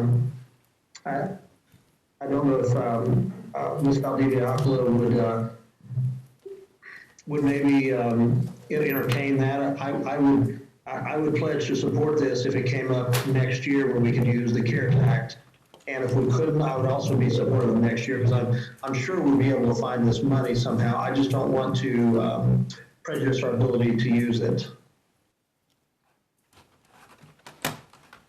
Councilwoman Valdivia Alcala, that question was directed at you. So you're saying to use CARES Act, we don't know if we can use the CARES Act money. Is that where we're at? Well, can I go ahead? Is that okay? So we haven't been allocated the portion of the CARES Act money from the county yet. We anticipate in the next 2 weeks that we'll find out. Assisting people with utility and foreclosure and eviction prevention are items that we can use the CARES Act for, as it's been articulated by the Treasury. The issue that I was talking about is that the CARES Act does, if you budgeted an amount, you can't like reimburse yourself. So once it's budgeted, you're not allowed to use the CARES Act money for it. So in the current CARES Act, whatever money we do get, it has to be expended by 12/30 of this year. So a variety of different options have been discussed at the federal level. One of them is to not provide any additional funding to local governments. One is to extend that time period. One would be to expand the usage of it. Those are some of the three big ones. So my concern with adding it to the budget is that in 2021, or if they're in the next couple of weeks or after November, if additional money was provided to local governments and they included the same restrictions or some of the same restrictions, we wouldn't be able to pay ourselves back because it was already in the budget. The idea is that if you've already budgeted it, why are you looking at the federal government kind of? And in this case, if we're saying that COVID-19 may increase the concern and the need by the community, that would be above the budgeted amount, and that would likely qualify, assuming that the requirements are similar, for any additional funding. The original CARES Act, I'm not sure if it contemplated the multi-fiscal year, and so I'm not sure. It definitely doesn't allow us to pay us stuff back for a 2020 expense. I don't think the original one contemplated 2021, so I'd have to go back and double check on that. But that would. Ms. Lemendola, is there any way that since we have already run out of these dollars and the desire of Councilwoman Valdivia Alcala, if I'm understanding correctly, is to ensure that we have an additional $75,000 available to our families, is there any way to currently make a request of the CARES Act package that we have present to use some of those funds to add $75,000 for this year, which would then allow us an opportunity to have those dollars here to provide to our constituents? And then furthermore, take a look at how we can start managing 2021 once it comes. Yes. So in our application to the county, we applied for, I believe, a little over 17 million. We don't anticipate receiving all of that, but part of the backup to that money included 500,000 to support eviction and foreclosure prevention, and then another $1 million to help with utility prevention of turnoff. Now, I don't anticipate actually having 1.5 million for those purposes because I think we'll get dramatically less. But to answer your question, our intent, our goal in the list that we did provide the governing body is to help with that effort. So I would anticipate, although I don't know the amount we've been allocated, that we would be able to use 75,000 in the current year to help with utilities. Oh. Okay. So is that a yes? That the money would be there? Is that in what 2020? I don't know what the county has, what they'll give us. So if they gave us $30,000, obviously that would be more difficult. But if the governing body, regardless of the CARES Act, if the governing body is wanting us to support that more, we will go back to the budget, especially as we're doing the next set of projections, and try to identify more funding. We'll have to cut somewhere else or, slow down on another program. But if that is a priority that we're hearing, we can definitely start to look at that. Okay, then I would like to vote on it, then, Mayor. Is that? Well, that's this year. So, anybody else that would like to make any comments? The councilwoman has said that she would still like to make the vote right now. What am I not? And I think that just as Councilwoman Hiller, did you have your hand up? I am so sorry. That's okay. I just had a quick question. I was trying to remember this discussion earlier. I'm sorry. I had to mute. Okay. She's talking to me. How much was the budget for this purpose for 2020? And what is then what is the budget that's been proposed for 2021? It's the same? Same dollar figure. Okay, thank you.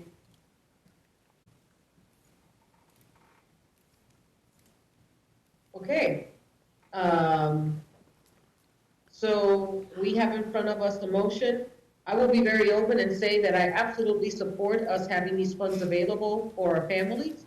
I think that it complicates it for me because I'm pending on the CARES Act dollars that we have applied, and there is a potential that we wouldn't have that need anymore, in the sense that if we have those dollars and we're able to allocate them, then we would be able to just use additional dollars later on and move $75,000 later on once we have taken care of the needs of our citizens up through December, without putting an additional burden on the budget for 2021 that's already so compromised. So I do want to support the $75,000, but I also know that we have potentially a request of $1 million for utilities. So I'm just making sure that people understand my vote when I proceed, when we go. So, Councilwoman Nager? I just want to echo that sentiment, that I want to make sure that we're not cutting off our nose to spite our face just to say that we do have these funds. I want to be as prudent as possible. And so that's where I stand as well. Thank you, Madam Mayor. Thank you. All right. With that, we proceed with the votes. Mayor De La Isla? No. Councilmembers Hiller? No. Valdivia Acala? Yes. Ortiz? Yes. Emerson? Reluctantly, no. Padilla? No. Nager? No. Dobler? No. Duncan? Yes. And Lesser. No. Okay, the motion fails. We have 7 no. Valdivia Acala, Ortiz, and Duncan voted yes. So the motion fails. Motion fails. So at this point in time, anybody else that would like to bring up another amendment? Councilwoman Hiller. Thank you, Mayor. People should have gotten a packet from me at about 1:30 this afternoon. If you didn't, it wouldn't be critical to have it in front of you right now, but I've been working through these meetings and then the best that I can with staff, and I want to appreciate everyone, the city manager and the staff and the council members, for all the input that we've had, exploring the various questions and issues. And I, at this point, have 3 things that I'd like to discuss, one of which I'd like to propose tonight. Otherwise, just so everybody knows, I'm appreciative of all the work that went into this budget, and I'm ready to support it and move it tonight. The 3 things that I wanted to offer is that I'd like to propose a simple resolution that guarantees that we as a council will provide at least $200,000 in annual competitive funds for the neighborhood improvements each year. And I want to do that because we are now in a 120-day process looking at the new affordable housing money as well as the consolidated plan. We've got, and in that, we've got, there will be discussion about either radically changing or ending our $1.4 million SOAR program. And there also has been, there's a proposal to end or at least do substantial reductions in the current $137,000 empowerment program. And the city manager has said he's going to hold off on the vote on the consolidated plan until November to allow people to discuss it. I think people are just worried, and I've learned that one of the most important things to the neighborhoods, and Ms. Mays talked about it a little bit earlier, is to make sure that there is some money that is competitive for the neighborhoods. And so I can get back to that in a minute. The other two things that were in the packet were two lists that we could approve this evening, but I think having talked to the city manager about it, they could simply carry. And those lists are a consolidation of all the various issues that have come up along the way. The discussions about looking in the various departments and seeing if they're comparing them to other cities and to the county in terms of how many personnel we have, how many personnel other cities or the county has, looking at our health fund, looking at communications, looking at IT, all of those, whole list of things that could be reviewed between now and March so that they have been reviewed internally and shared with us before we go into next year's budget for 2022. There is a second list that includes many of the subject matter kinds of things that we've talked about, getting an anti-blight program going, reviewing all of our insurances, which is already on deck to do, consultant contracts, all the restructurement in our Department of Neighborhood Relations department, and just how that's going to wash out, doing single inspections for various of our programs, utilities master plan, and so on, which included in my list looking at the franchise fee program and the emergency aid programs as well for those same reasons, but giving it some time and suggesting to the city manager that here's a checklist of things that we could look at through the end of 2020 and through 2021 to look for opportunities and economies and efficiencies. So we've got those forward that if people do want to vote on them today, we could, but it looks like city managers got them in hand and we could just move them forward. And last, based on this process, there is a list, the last page of that packet is a list of suggestions that could just improve the budget process for next year. Again, people could add to them and so on. I don't know that we have to vote on it, but I submitted those suggestions based on how things went. So back to the resolution. The resolution that I had for the $200,000 for the neighborhood improvements is very simple, and it would just be the Topeka City Council commits to providing at least $200,000 annually in competitive funds for neighborhood improvements. To describe that a little further, I do not see that as a budget amendment, but as a standalone resolution. In conversation with city manager and otherwise, there's a sense that by the time we get done looking at that consolidated plan and whether it's going to be retooled or not, that there could simply be an adjustment of existing funds to cover that. So again, when we're starting with $1.4 million in SORT and $137,000 in empowerment money, to simply have a resolution to those neighborhood folks, this is NIA folks, the challenged neighborhoods, that when this all washes out, we will have at least $200,000 that's competitive, so that there is confidence that we are supporting that option for them as they go through this process. So I'm happy to answer questions, but I would move that resolution. Mayor? Yes, Lisa. City Attorney. I was thinking, really, it's not a resolution, because that's more of a formal document Okay. that we prepare, but I motion? understand what you're saying. Really a motion to Okay. see if there's agreement among the body to move in that direction. Thank you, through the that's fine. budget. Okay, good deal. Thank you. Thank you. And Councilwoman Hiller, if I may ask for clarification, I do have the document. I'm playing two reads here in front of me. And you're saying that it's a resolution and it's not an addition to the budget. However, there would have to be some movement in the budget to make those $200,000 available, correct? Mayor? City Manager. Thank you. When we've had discussions and looking at this, the items that she talks about being available for the 200,000 are items similar to what we approved related to empowerment. And so what, as staff, it would basically be the money that we allocate for SORT now, a portion of it between SORT and empowerment would be utilized in order to accomplish this. So some of that might be reduced. So if we did this and we carried forward with the normal SORT program, the SORT would be slightly lower. So it would be $200,000 lower then? Right, but well, 140,000 because we have 60,000 in the budget allocated for empowerment.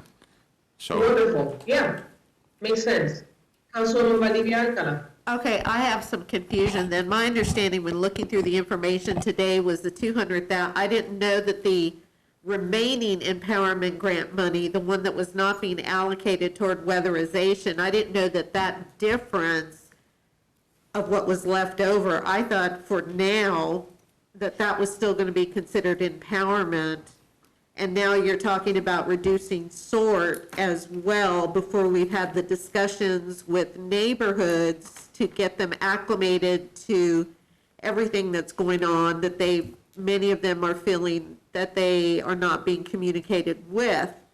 So that's not how I thought that was going to go down. Councilwoman Hiller? The issue is, I mean, if you think about it, and I'll watch the city manager and make sure I'm not misspeaking, is that the budget that we were given is a pre-restructurement budget in the first place. The budget we're looking at still has a Department of Neighborhood Relations as if it is one department. It has been broken up into 3 departments, and that money will be reallocated and moved around anyway. We had a proposal come to us with what the consolidated plan would be, but we're working on a corollary affordable housing plan for one thing that we've never had before and is supposed to be ready in 120 days. There was lots of feedback from the neighborhoods that they had not been heard and not fully had an opportunity to participate in the development of that consolidated plan. And so, and you and I have begun some discussions with people in our neighborhoods to give them that opportunity. And so, I don't know what that consolidated plan is going to look like or what those split up budgets are going to look like, but by November, when also the city manager will have run his restructuring program with us, we should be able to get that all sorted out with the full participation of the neighborhoods. And because we were looking at the whole package, what I wanted to make sure we did was made an absolute commitment as we talked through all these things, that at a minimum, that money that neighborhoods could bid on annually would be at least $200,000 when it's all said and done. We're going to have to work out all the details between now and then, anyway. if I could, Mayor, in the discussions that I had with Councilwoman Hiller, I've looked at this as an empowerment plus, because the same items that empowerment would be able to do, we're using that money, and really what we're doing is adding another 140,000 that would be available for neighborhood NIAs to apply for similar types of projects that they would do. And so we would pull funding from the various sources we already use for SORT and empowerment together to basically allow more possibilities for neighborhoods to be able to apply for funding. So in a way, putting even more than they've had in the past available for them to apply for. That's the way I took the purpose and how I would look at funding. Councilwoman Valdivia Alcala? Okay, so I'm just saying I misunderstood how this was gonna go because 140,000 out of sort before, again, the dialogue is had. Maybe this is the way that it'll all run eventually next year. I don't know. But saying right now, at this moment, that is where the money's going to come from,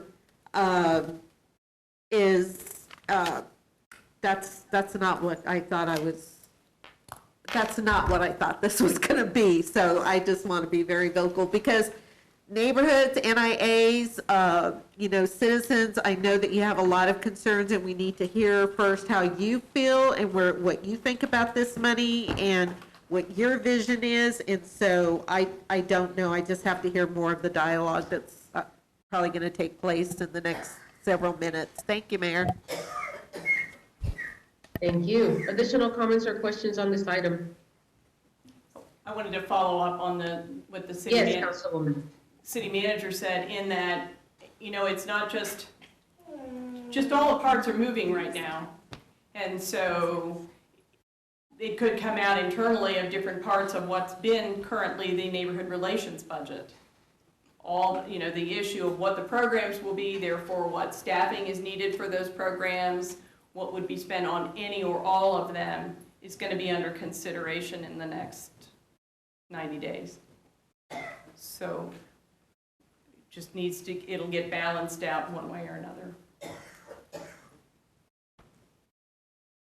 It's not critical to pass that, but it was important based on the conversations we've had with neighborhoods. I wanted to just assure them that the council itself was committed to making sure that they had annual money. Right now, the only annual money that they can bid for is the empowerment money, only $137,000 a year, and they're worried about losing at least half of it or more than half of it. And right now, then on the almost everything else is tied up with SORT. There's the money that the city puts in for the bonded infrastructure projects, but also all the affordable housing programs are brought into it. All their planning process is brought into it. And even things like Team Up to Cleanup is brought into the SORT program so that they don't have the options to organize their neighborhoods and get those things done on a pace that they see them as important. So what we've been hearing loud and clear is we want to be able to work up our ideas and start to advance them and look not only internally at the city funds, but maybe you can help us look outside the city more to other sources, not to supplant, but to add to, what's been available so far. So. No comments or questions? Councilman Dobler. I'm a little bit lost here. What's the action in front of us at this point? The action would be to commit to providing at least $200,000 annually in competitive funds for neighborhood improvements. Period. Not to say where they're coming from, just period. Is that a motion? Yes. It needs to be There seconded. is a motion and we need a second at this point in time. Okay, so we have a second by Councilman Dobler. Additional questions on this item? Councilwoman Valdivia Alcala? Thank you, Mayor. I'm with all the other components that you have listed in the much needed discussion because it's not trust that I'm saying, it's something, I am concerned that money may be taken where I don't believe at this point it should be taken out of, and nobody can say with certainty whether it would or not, without a full vetting with the NIAs and NAs, et cetera.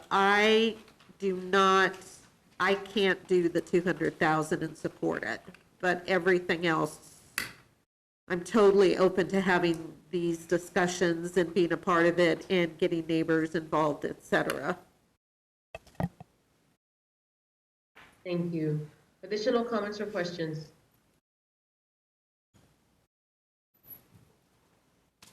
Councilman Duncan, I don't see you, so I'm trusting that you're raising your hand and waving it. I'm here, I'm good.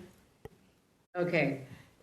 I am inclined, Councilwoman, as we now have a motion and a second, I will remark that I am inclined to supporting this because it provides, out of the dollars of sort that are already for neighborhoods, the ability for the budget to be a participatory budget in which our neighborhoods that are the ones in most need have an opportunity to go out there and then bid for these dollars for the projects that they want to do. So it gives our community an opportunity to be owners of this, and it's not impacting the budget. So very elegant, thank you. Additional comments? If there's none, we proceed by voting. Mayor De La Isla, Yes. Council members Hiller, Yes. Valdivia Akala, No. Ortiz, Yes. Emerson, Yes. Padilla, Yes. Nager, Yes. Dobler, Yes. Duncan, Yes. and Lester. Yes. We have 9 yes, Ms. Valdivia Akala voting no. The motion passes. Okay, at this point in time, what other amendments do we have to present in front of the body? Councilwoman Ortiz. Thank you, Mayor. It's 8:06, but I'll go ahead with mine. Thought I was gonna get a potty break there. Jessica's gonna have to help me because me and her were playing phone tag today, and what I want to do is a couple of things. We have 3 animal control officers, and that bothers me. Now, I did talk to the police chief, and he did say that we're looking to partner up with Shawnee County. And a city our size, that's just not enough. So I'm hoping, and I will continue to push, that we do partner up with the county. Because it's a much needed position. And trust me, my grandson got bit Thursday night by a dog.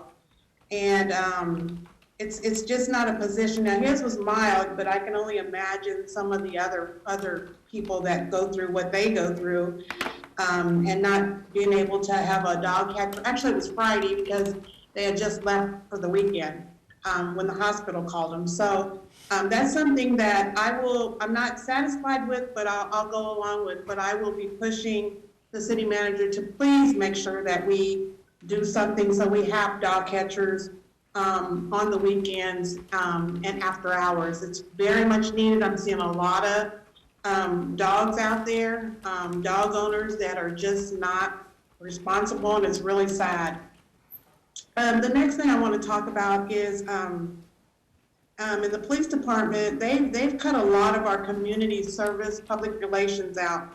I'd like to add $20,000 for behavioral health services with all of the covert and the people that they are finding to help them in that department. There's $100,000 slated, and I'd like to add another $20,000 to make sure that we are able to help the homeless and those with mental ill. We have a lot of them out there, and so a lot of time is being spent on that.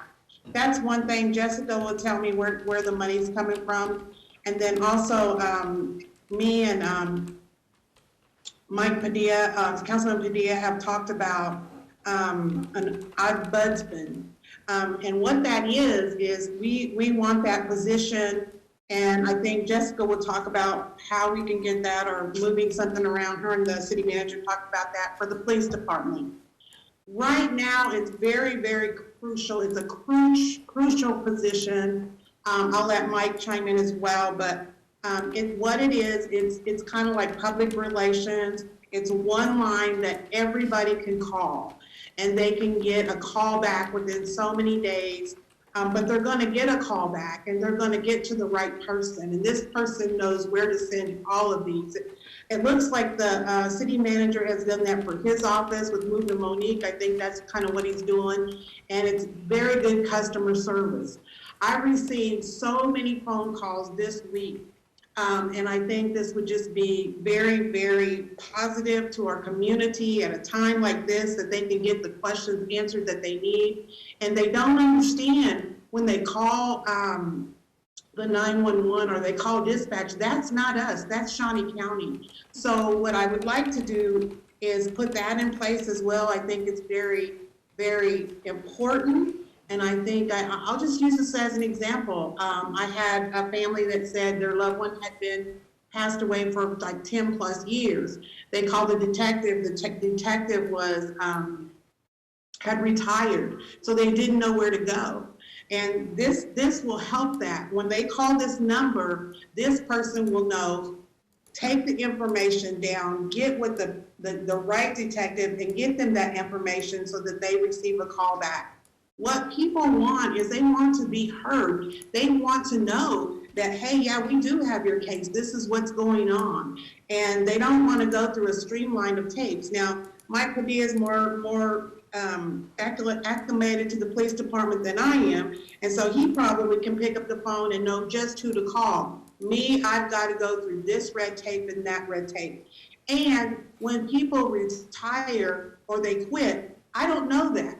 I don't know that. This would be this person's job. So whatever issues they have, and at any given time, the police chief can pick this up and see what kind of complaints we're having. But the main thing is this person would get right back to them and resolve their issues, whatever they may be.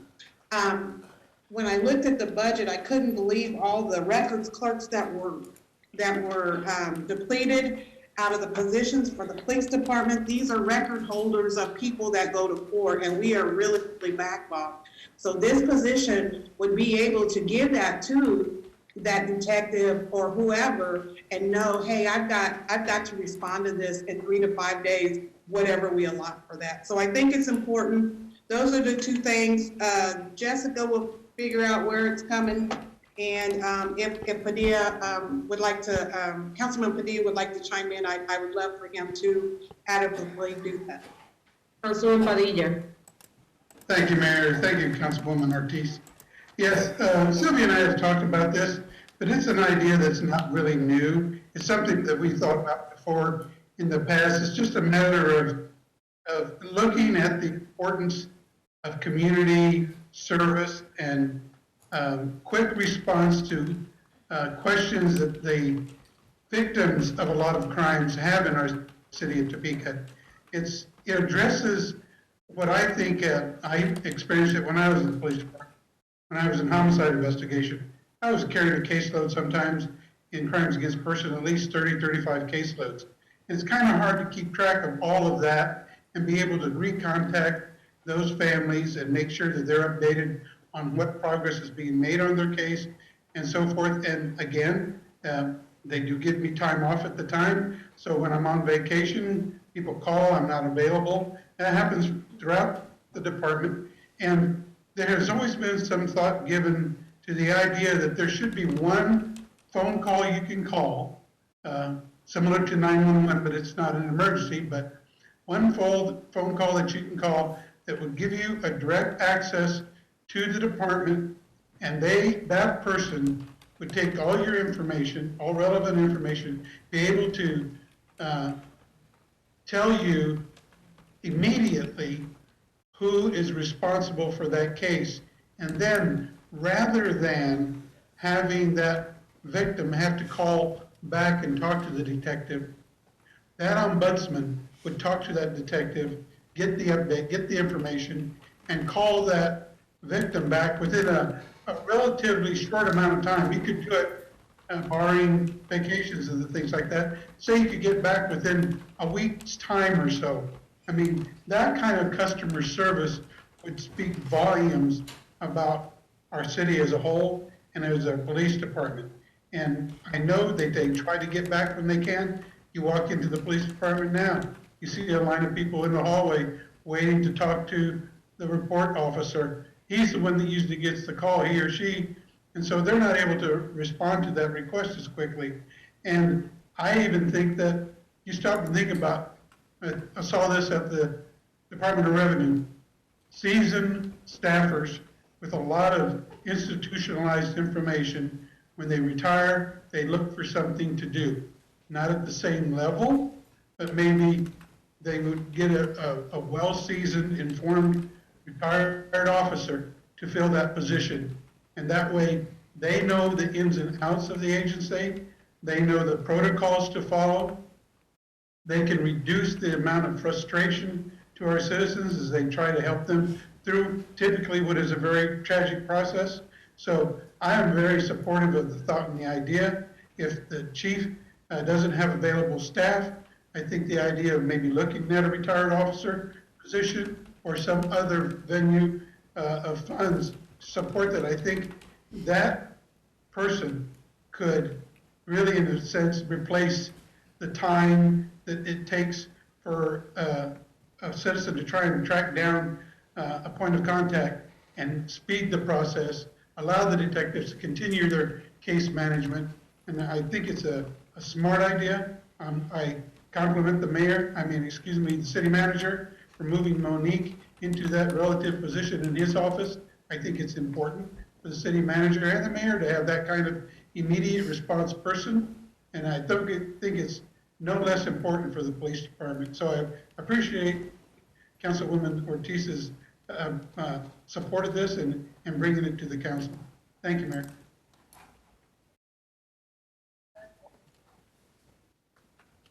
So at this point in time, we have two individuals asking for a $20,000 addition to the police department budget so that we could have some additional services.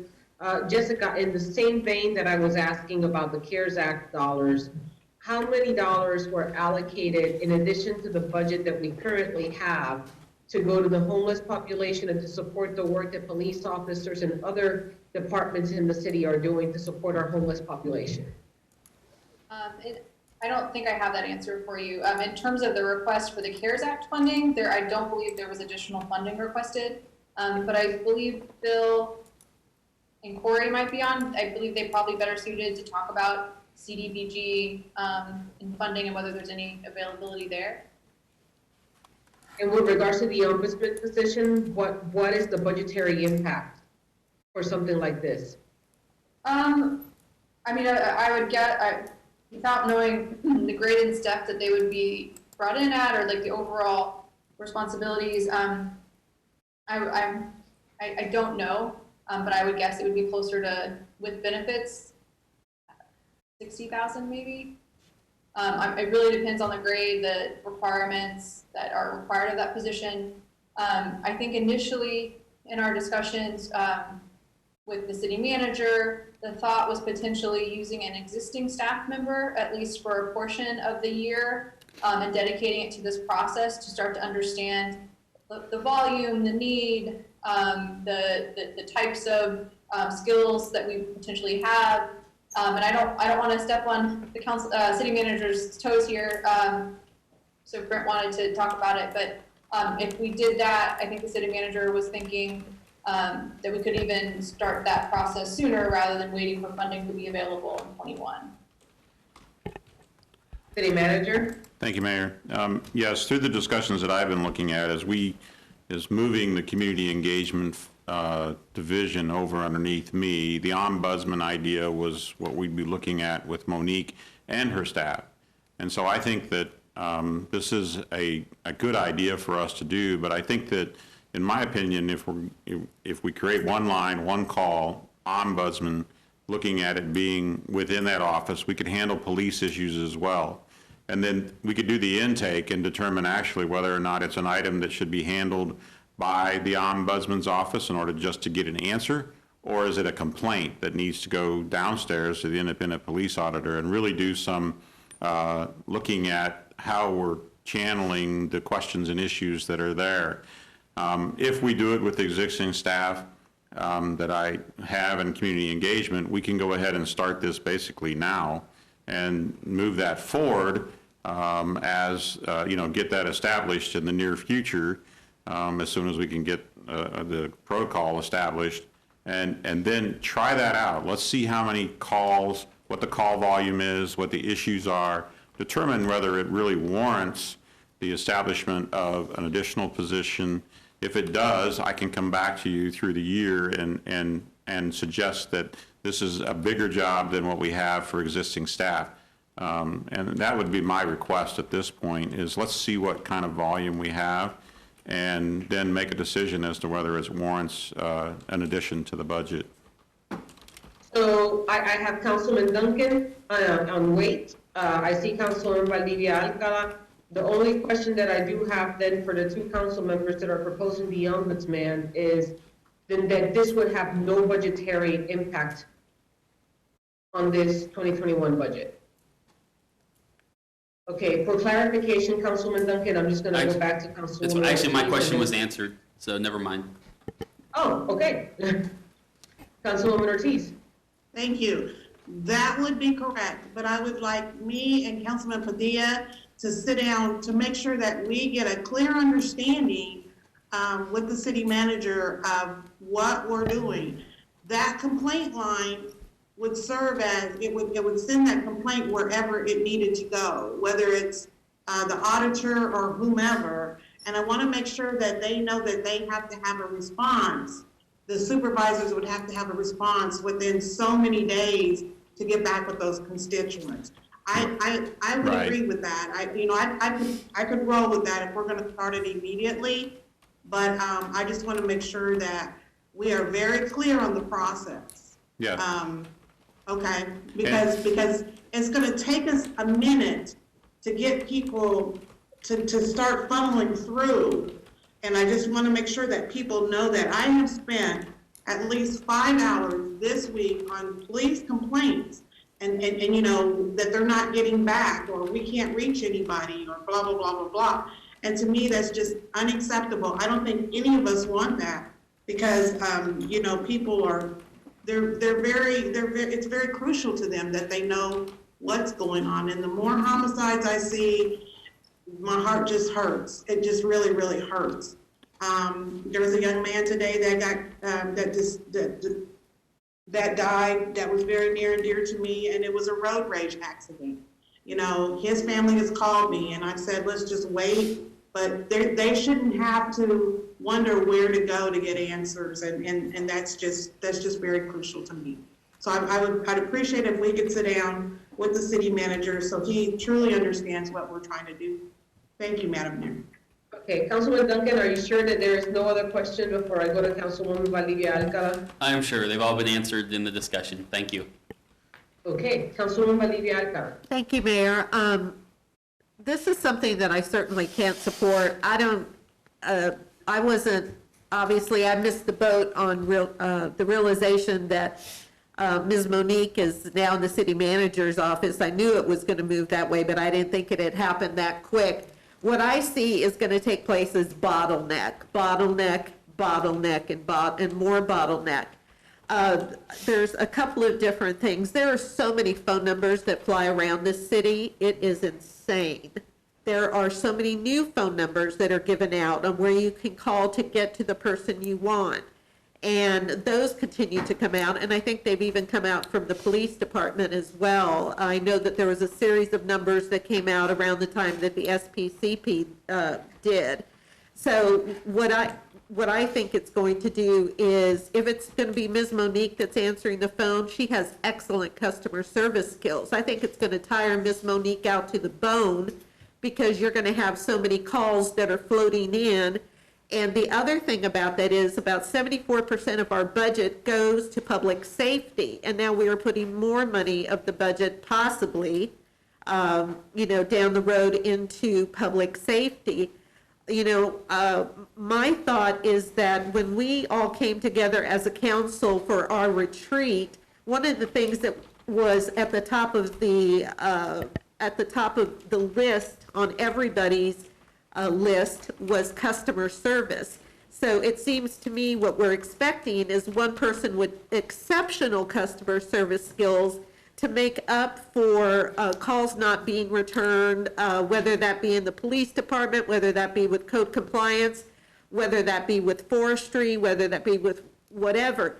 That, to me, is a reactive mindset. It is not a proactive, progressive mindset when we work, which we had said that we were going to do, but we haven't moved on it yet, to looking at customer service across the board for all of our departments. And I would say it's even more important for those victims of serious crimes, of violent crimes, to maybe not want to deal with the ombudsman, but to actually deal with the detective or the officer that is handling their case.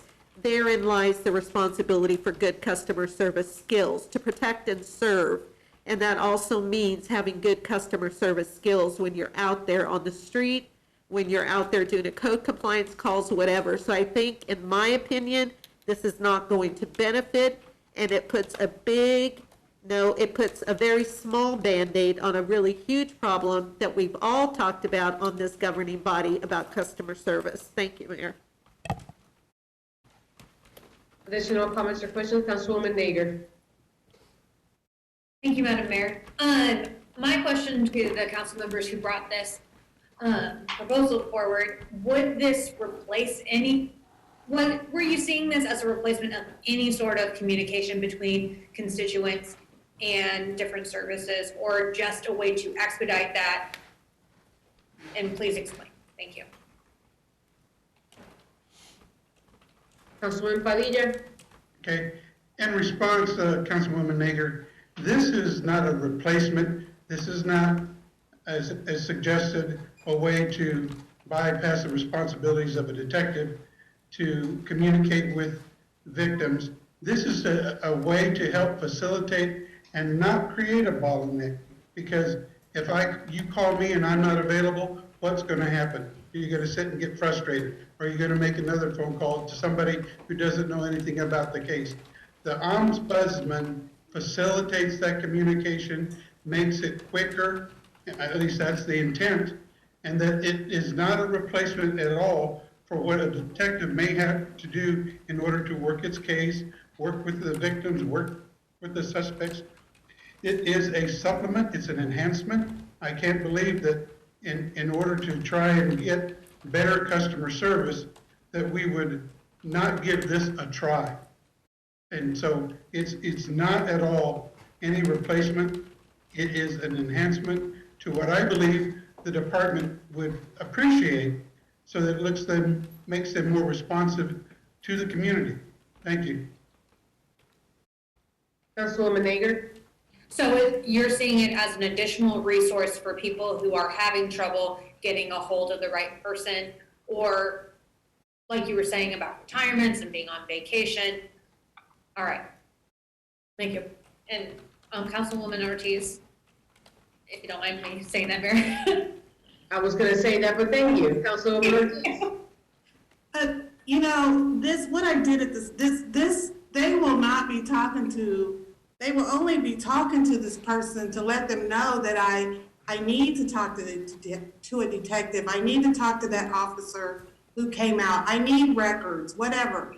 What that person will do is she will take the call, and they have so many, and then she will forward the call on to the detective. She will make contact with the detective or whomever. If they're on vacation, it'll go to their supervisor. They have so many days to respond, so they're going to get a quicker response.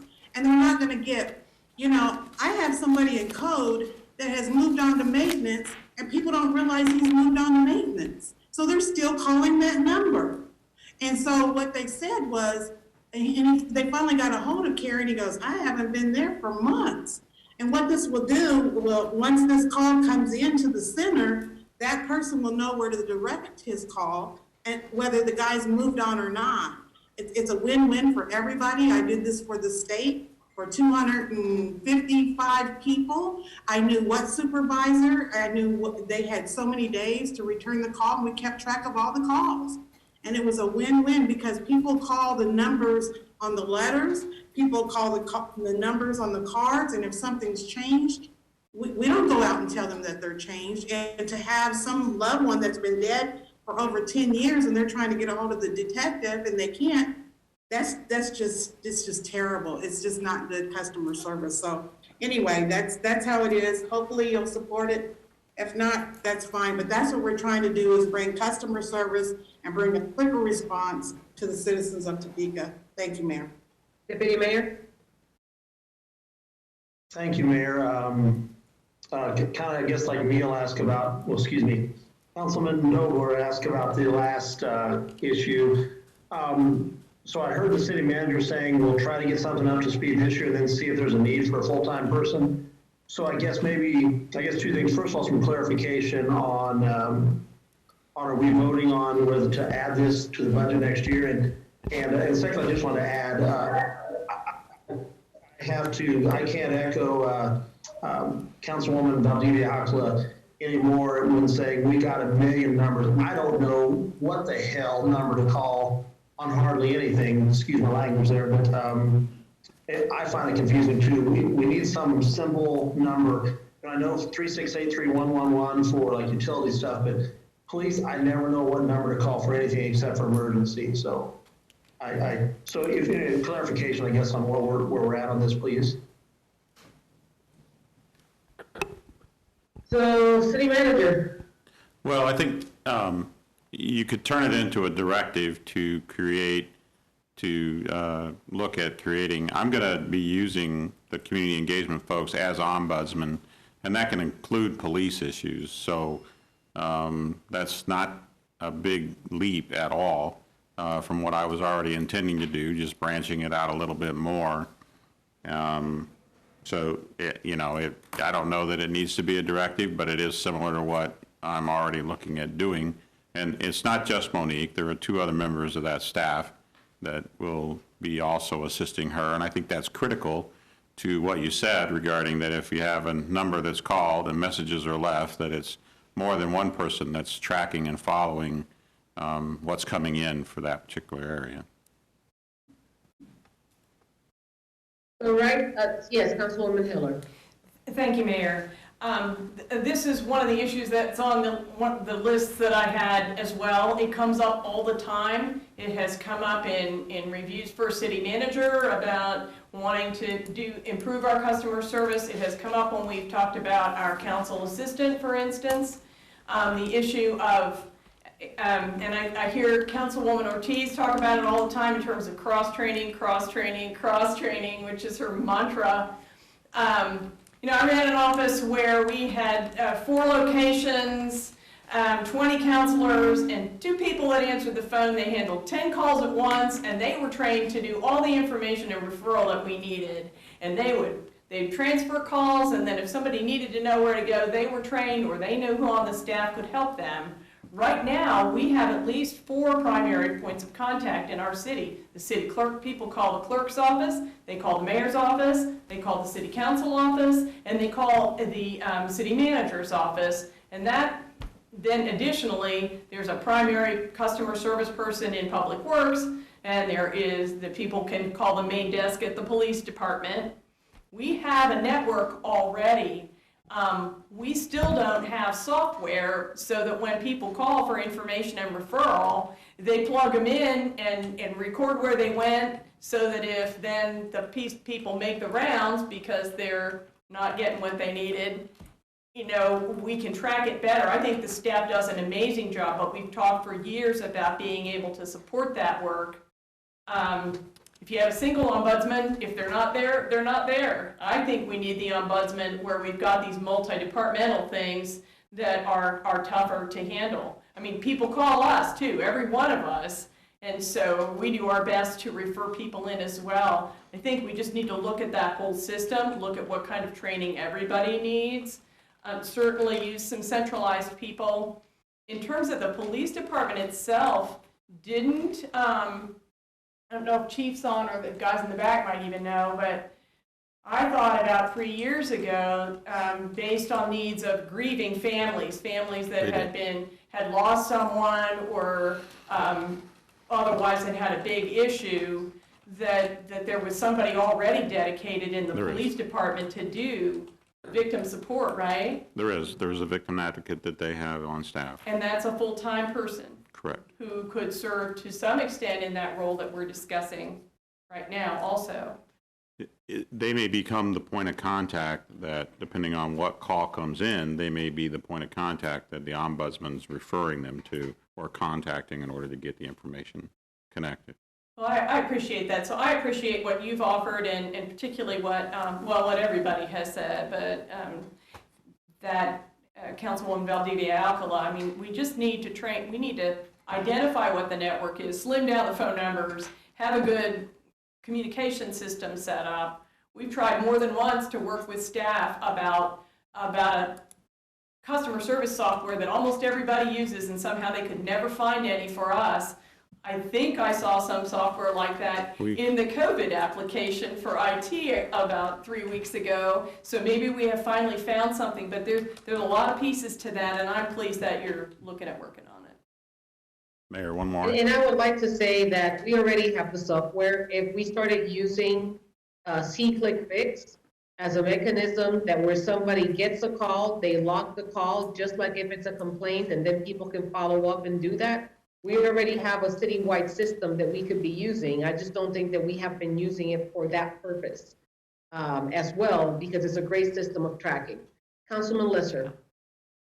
The only thing that I would point out is one other thing that, and I use this just as an example of how a system like this can really be helpful. It was no big secret. Everyone hated to go to the county and renew their tags, because I can't tell you how many times I would go in there. I'd sit and wait for 45 minutes. I'd get up there, and then I didn't have this, I didn't have that, et cetera, et cetera. And now I go to the 21st Street, and there's a guy who's been there since Larry, I think, took it over, who kind of works as what I would call an ombudsman, where he goes in there right when you get in there, he checks what you have, make sure you have what you want, make sure you're ready to go. Then you get up there, and it's been a night and day experience since then. And that's the type of thing that I envision when we talk about this, is that point of contact that can point you in the right direction, help answer those questions so you're prepared. When you get to whatever department it is that you have what you needed, you don't have to make another trip or go back home. And even in the police, in the police TPD case, you know, these detectives are going to be out. You know, it's kind of like I have to train. You know, say train, but you know, tell my client is I'm not in my office all the time, and you know, this is my assistant. She can, you know, when I'm not here, she can answer a question for you when I'm not available. And that individual, you know, if the detective's out on another crime or, you know, isn't available, can give an update. And sometimes it's just as nice that, you know, it's just, people want to have just a little information of where you're at, you know, versus crickets. You know, crickets are worse than, you know, just, you know, what I tell my people, you know, call, tell them, hey, I'm working on this, I haven't forgot about you, but I'm waiting on this, you know, versus, you know, crickets is the worst thing. So that's kind of how I envision it. I think if done properly, saves a lot of time and frustration for everybody. So I would support this in that manner. Thank you.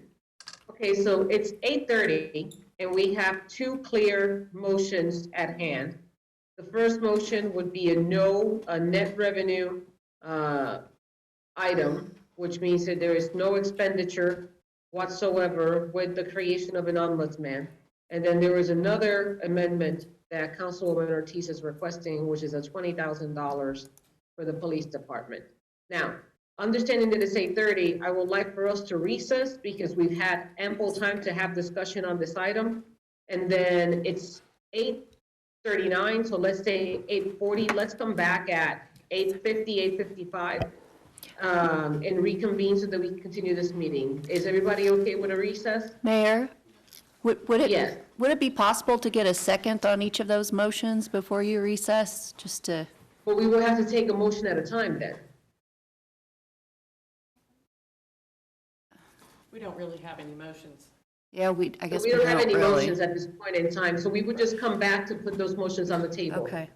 Okay, sounds good. Okay, all right. We'll recess till 8:55.